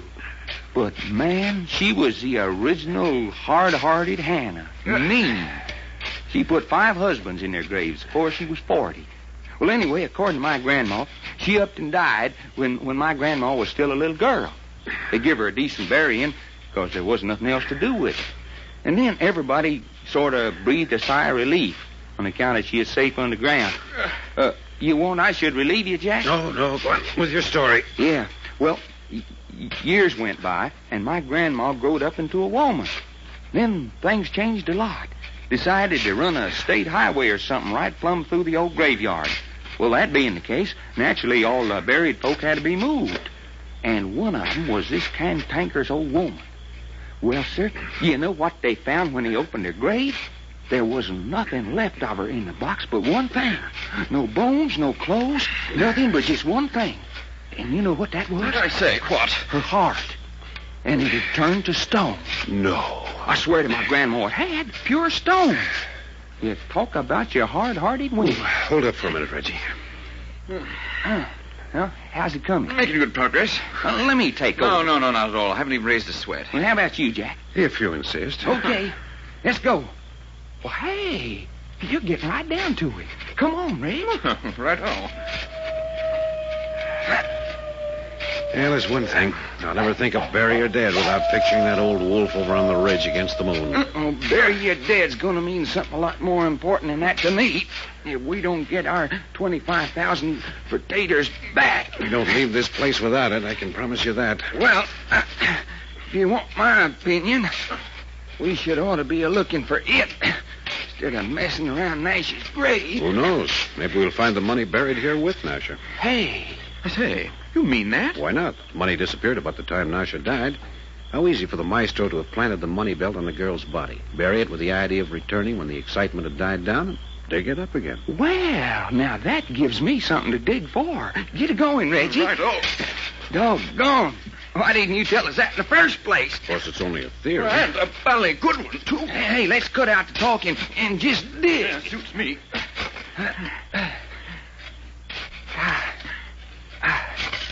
Hey, I've hit something. Yeah, so have I. Good work. Doc, climb up out of the hole, huh? I can get the rest of it better alone. Yeah, about all you gotta do is just scrape what's left of sand off the top. That's quite. You know, I think I can scrape better the rest off with my hands. All right. Well, come on, Doc. Yeah. That's getting it. Clean it off around the edges. We don't want sand pouring down into the coffin when we lift the lid. Yeah, that's what I'm doing. I wish they hadn't nailed the top down. What'd you do with that hammer, Jack? Over there where my coat's lying. Okay, I'll get it. Oh, bring the flashlight, too. Yeah, all right. Yeah, that's good enough, I think, Reggie. I say, you know, Jack, don't you feel a bit ghoulish? It isn't the pleasantest task in the world. No, I mean a bit indecent exposing her to human eyes again. She's finished with this world, and she deserves to be left in peace. All very nice, but we want our $25,000. Yes, quite. Well, here you are, Jack. Okay, hold the light while I see if I can get the claw of this hammer over the head of some of these nails. Yes, if I remember, there are only 4, one in each corner. Mm-hmm. There. Well, that's one of them. Yeah, this one's easier. We get this one, I think we can just pull up the lid. Well, go ahead and get her. Well, now we are getting somewhere. Can you get your fingers under the lid now, Reggie? I think so. There, quite. I got it. Well, Nasher, sorry to have to do this, but here goes. Hold the flash, Doc. Pull up, Reggie. Righto. There. Hey, look. Well, I'll be... She's gone. She isn't here. Hey, what's going on here anyway? Here, let me have that flashlight. But I say, it's impossible, Jack. No one could possibly have got her out without moving that big rock we put on top of the grave. And nobody moved the rock, we know that. And then there's only one thing that could have happened. Well, same being what? The coffin was buried without Nasha in it. That isn't true, Reggie. Just before the coffin was nailed shut and lowered into the grave, the lid was lifted, and we all saw her. You darn tootin' we did. But it's so absolutely impossible. It couldn't have happened. The coffin nailed shut under 3 feet of sand with a huge rock weighing at least a ton on top of the grave. Well, it did happen. Feller, if you want to ask me, the maestro's got some powerful magic working on his side. The maestro's just too smart for us. And we still ain't got our $25,000 back. What you keep looking in that casket for with a flashlight? You don't expect to find Nasha down one of them cracks, do you? I don't know what I expect to find. But there's one thing. There is. Now we know that Nasha's still alive. And that it was she who hit Jumping Dick over the head. You think Laurie really did see Nasha face to face, then? I know it. But, Jack, you examined Nasha before she was buried. You swore up and down she was dead. I know. That's what makes me so mad. I'd let the maestro get away with that right under my nose. What you mean, fella? Look, it's a medical fact that a person can be hypnotized into a semblance of death. Suspended animation, no respiration, no pulse. To all appearance, lifeless. And I let that maestro get away with it. Well, she sure looked dead to me. Well, at least we've exposed his trick before it's too late. Exposed his trick, huh? That's what I said. Exposed his trick. Well, maybe you have, but I ain't. Why, I couldn't explain how Nasha got out of that nailed-up coffin if I was to swing for it. It's another one of his tricks. I don't know how he did it, but you can bet there's an answer, and it hasn't got anything to do with mysticism. That's quite. And what do we do now? We go back and face the maestro with what we do know. Put it up to him to return our money or take the consequences. Now you're a talking fella. And if he doesn't talk fast enough to suit us... Jack, look out there in the moonlight. It's a woman. She's coming this way. Crouch down. I say, it's Jumping Dick's daughter, Laura. Well, what the heck's she doing out here? Hold it. She's coming up to the grave. Oh, the grave. Nasha's grave's been opened. So what? Oh, no. Who are you? Jack Packard. Oh, but the grave is... Don't worry. There's nothing in it. There's nothing in it. That's what I said. What are you doing out here? I've been looking for you. For me? Why? Something's happened at the boarding house. The maestro's disappeared. Disappeared? That's ridiculous. There's no place for him to go. I don't know. I just know he's gone. The freight train stopped up at the siding about an hour ago. What's that? Did you say a freight train? Yes, I think it's picking up the boxcar. Are you kidding Doc, me? Reggie, did you hear that? There's a freight train up on the siding. Has it gone yet? No, but... Doc, Reggie, come on. Hey, fella, what's eating you? Freight train, you fool. The maestro's disappeared. Come on. Come on, we gotta catch that freight train. It's still standing on the siding. I see the headlights. If we miss that freight train, we're all washed up. Well, it ain't got away from us yet. We still got a piece to go. But, Jack, I don't understand. Why is this freight so important? Because our $25,000 is on that freight train. Oh, I say. Hey, how'd it get on there? Well, didn't you hear Laura say the maestro disappeared? Where do you suppose he went? You mean the maestro's pulling out of bury you dead on that freight train? You bet he's pulling out. Hey, let's step on it. Oh, the train whistle. Does that mean... Come on. There she goes. I can hear her. Stop talking. Maybe we can get over the tracks ahead of her. Oh, bless the bloody dog. I keep stumbling. If that fat magician gets away with our money... Save your breath. Run like you never ran before.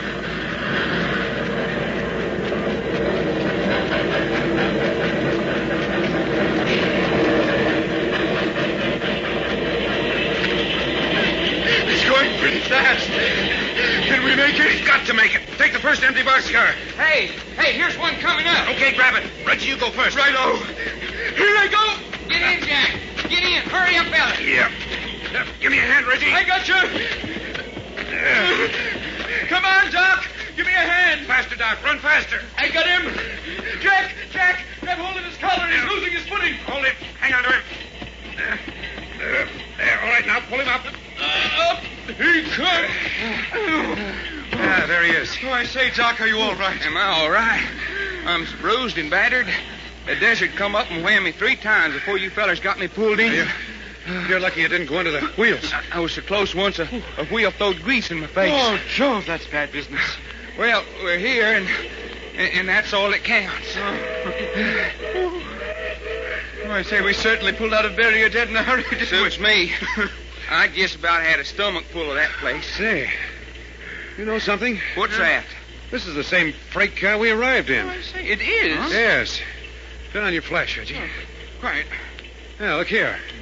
This is the same packing box the maestro used to sit on. Well, I'll be doggone. The freight train must have stopped to pick up this car. Oh, I say, that's why they were here so long. Fixing the wheel that was frozen. Probably. Save the flashlight, Reggie. We may need it later. Right. Jack, I just been thinking. What's the matter now? Well, supposing the maestro ain't on this freight train after all. He's got to be. But supposing he ain't, then what we gonna do? If he's not on this freight, I'll eat it. Well, that ain't saying what we'll do if he ain't. Well, the only thing is to catch the next freight back to Bury Your Dead. But I know he's on it. What makes you so sure, Jack? Well, he disappeared from the boarding house. He's so fat and heavy he can't get around in the sand. There's no place for him to go. Besides, what would you do if you were stuck in a place like Bury Your Dead with 25 grand that didn't belong to you?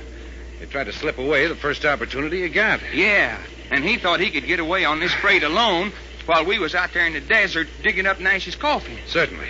Well, it sure makes sense, all right. Mind if I join the conversation? Hey, who said that? Just me. Who are you? What are you doing in this boxcar? Well, goodness, ain't I got as much right in here as anybody? Turn the flash on him, Reggie. Quite. Hey, what are you trying to do? Blind the feller? Take that light out of my eyes. Looks like a bindle stick. Okay, Reg, just turn off the light. I am a knight of the open road. Yeah? My name is Swenson. Well, how do you do, Swenson? I'm Jack Packard. Jack Packard, eh? Yes. These 2 men with me are Doc Long and Reggie York. Ain't got a can of beans on you, I don't guess. Afraid not. We came away in a hurry. Yeah, I kind of noticed that. Didn't I hear you say there was a fat man on this freight with $25,000? Oh, you heard that, huh? Well, that's what it sounded like. Jack, Yeah? if we was to throw this sweet out of this boxcar, who would know the difference? My goodness, why you want to do that? Then there wouldn't be anybody on this freight that knew about that money but just us. Good gracious, but you are an impulsive feller. How about it, Jack? No, wait a minute. You got me all wrong. I'm just Swenson, knight of the open road. Yeah? Yeah, sure. Sakes alive, what would a dirty old bum like me want with $25,000? What about it, Jack? Besides, what $25,000? I never heard a word about it. Goodness gracious, I'm so deaf in both ears I couldn't hear what you said if you was to shoot a cannon off in my ear. You made a big mistake mentioning that money, Swenson. Yeah, please, mister. I'm just a poor old sweet trying to get along. Just forget I ever said anything, and I'll forget it, too. Well, I don't know. What were you doing in this particular car, anyway? Just riding. Where are you from? I jumped this freight at Needles. Then how did you get in this car? Didn't I just say I come from Needles? Yes, but this car didn't come from Needles. It didn't? You know as well as I do. This car's been parked out on that siding at Bury Your Dead for almost a week. Yeah, sure. I know that. Well? Well, it's like this.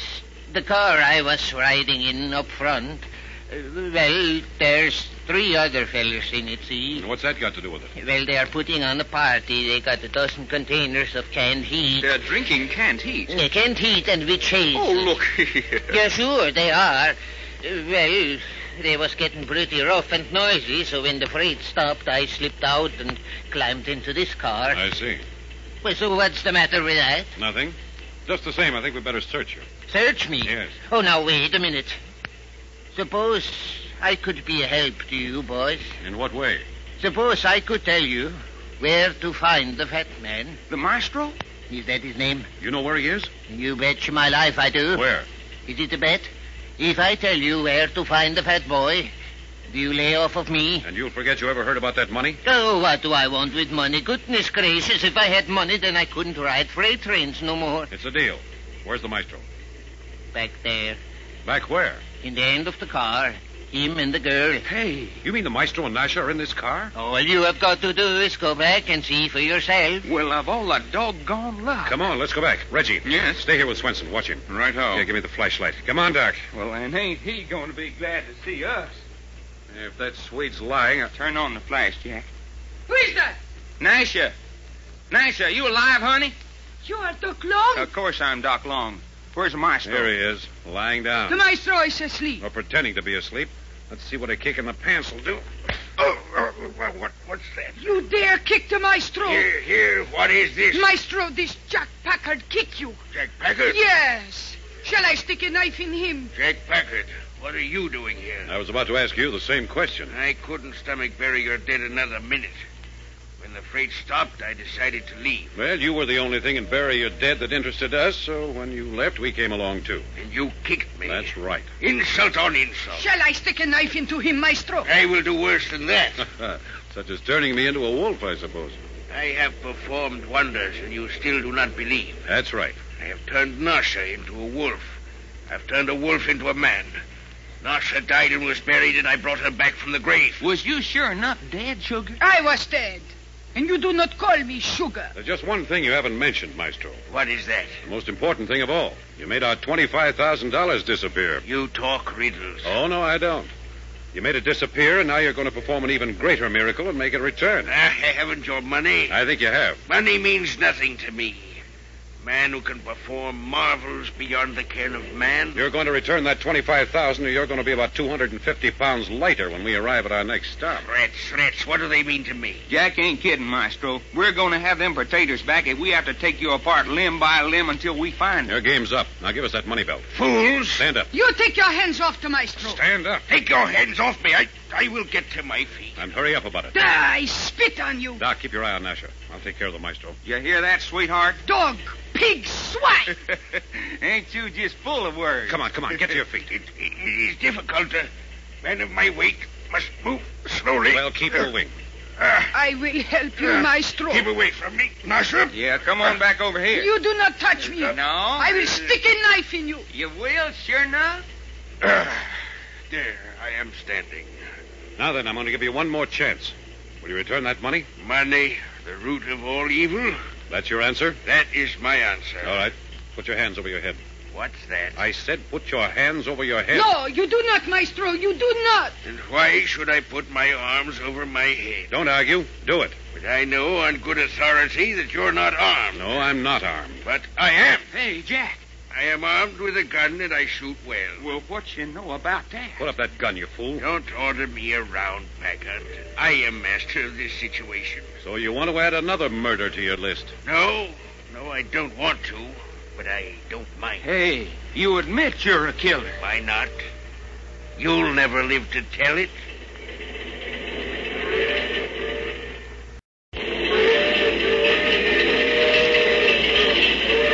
Well, spank me for a baby. Gunplay. Keep those hands up. I got him up, fella. Nasha, Yes, maestro. take that flashlight out of Jack Packard's hand. Yes.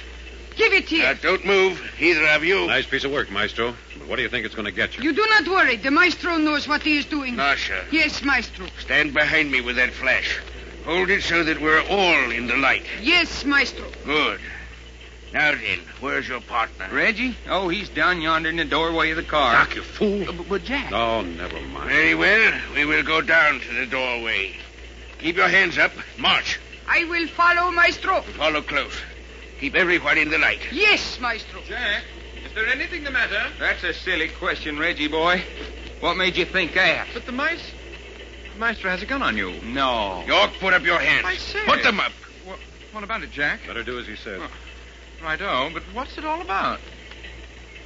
Jack asked the maestro for our 25,000 simoleons back, and this here's his answer. I see. Hey, Reggie, where'd that feller go? Doc, what's the matter with you? Well, nothing. All I was going to say was... Nobody's interested in what you're going to say. Just shut up. I'm very interested in what he was going to say.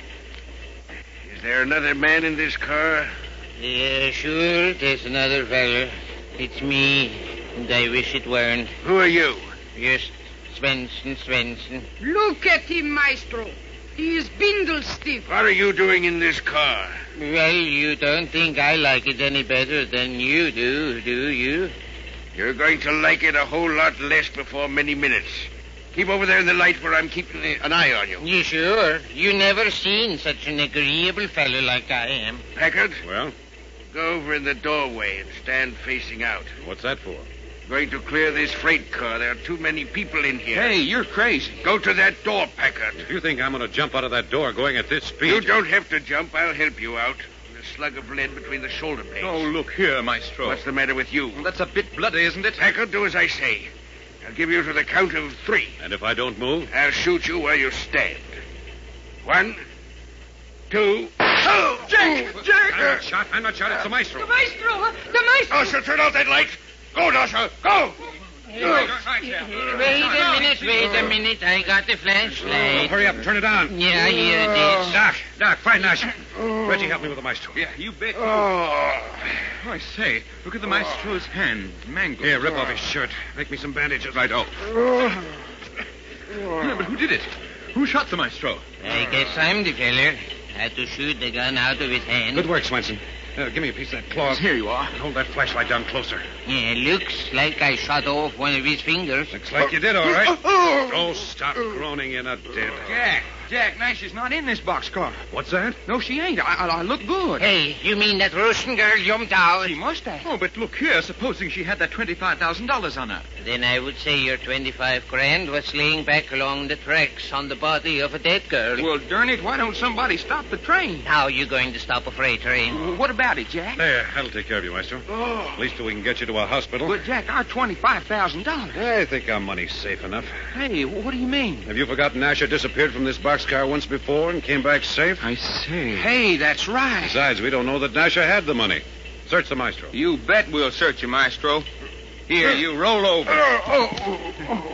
Man, don't he suffer good. Hold that flashlight, Reggie. Right-o. He's got so much fat on his bones. Nope. Nothing on this side. Roll him over. I'm tired. Listen at him.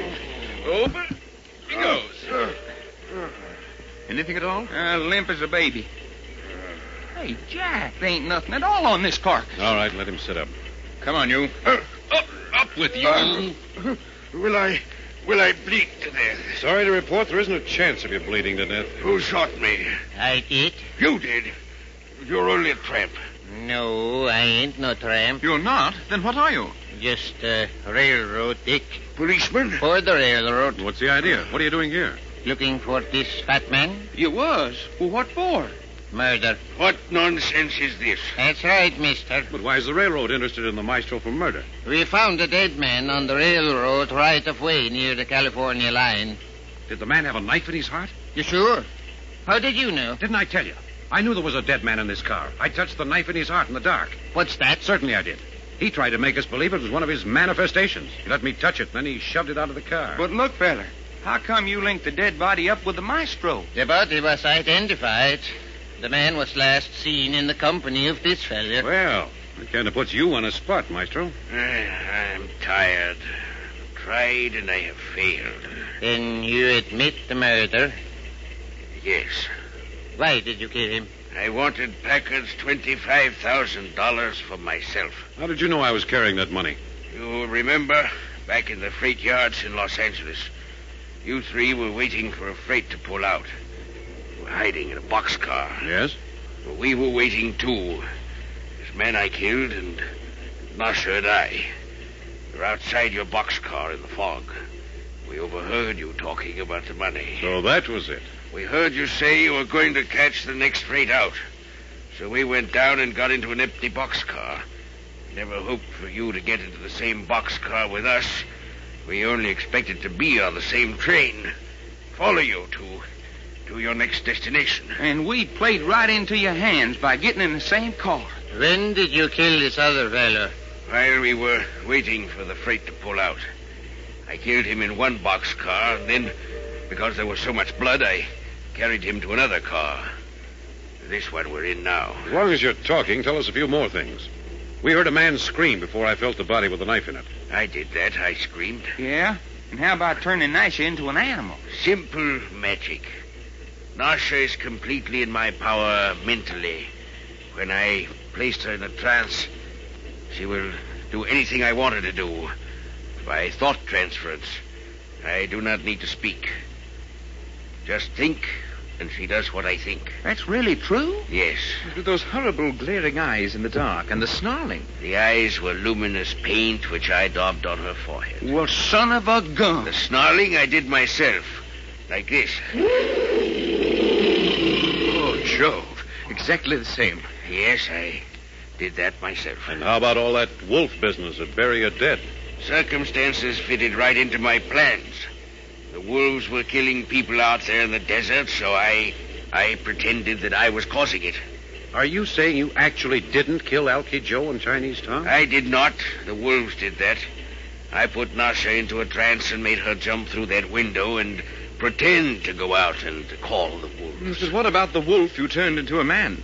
The chappie with long hair on his face who brought the body of Nasha to the window. The people of Bury Your Dead are simple folk. I found a man among them whom I could bring under the influence of my mind.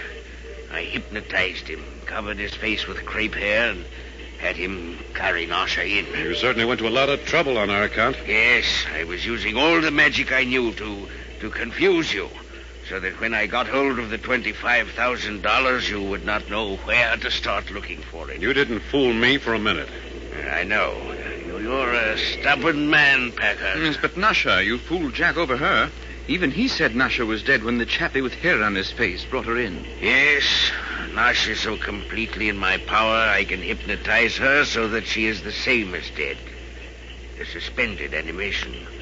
No breathing, no pulse. Her body takes on a death-like white marble hue. Then we sure enough buried Nasha while she is still alive? Yes. Yes, but how did she get out of the coffin? It was still nailed shut when we dug it up. I made the coffin myself. If you had examined it carefully, you would have found hidden hinges in one end. When I sent a mental thought to Nasha, she came alive. She opened the end of the casket and dug her way through the sand to the surface. Holy jumping cow, you mean that Russian girl opened the coffin and come out alive? Yes, it has been done before. Houdini mystified the world for years with that trick. Well, what do you know? But why did you go to all that trouble? Why did you bury her? With her, I buried the $25,000. I wanted the money out of the way when you searched for it. Yes, but who hit Jack over the head out on the desert and took the money away from him? The man with the hair on his face whom I had hypnotized. Under my influence, he attacked Packard and then brought the money to me. Well, I reckon that just about explains everything. No, there's two more things. Jumping Dick and Laura, for one thing. I can explain them. That foul woman, Dry Gulch Mary, heard Doc Long mention the money you were carrying. She told Jumping Dick, and he and that woman, Laura, decided to get it. You mean his daughter? She wasn't his daughter. Just an adventuress stranded out there in the desert. You know that? I do. Well, how's that for pulling the wool over my eyes? Quite. Well, that explains those two. Now the most important. Maestro, how did Nasha disappear from this boxcar and then return? Turn your flashlight on the door of the car. You mean you're going to bring her back now? I might as well. Game's up. All right, go ahead. Nasha, come back. Hey, look. Here she comes. Floating back through the door of the car. Here, what's going on? That ain't natural. Nasha, come here. Yes, maestro. Take off that money belt. Yes, maestro. There it is. There it is. Yes. Now give it to Packard. Yes, maestro. Thanks. Hey, but that still don't explain how she got in and out of the car. Nasha is an acrobatic dancer. She simply took hold of the top of the door and swung her body up onto the roof of the car. She's been up on the roof of the car? Yes, it would be impossible for anyone less lithe and supple. Even she couldn't do it, except under my hypnotic influence. Maestro, I want to hand it to you. You're a clever man. Clever enough to escape this murder charge? That I don't know. No. I don't think even the maestro is that clever.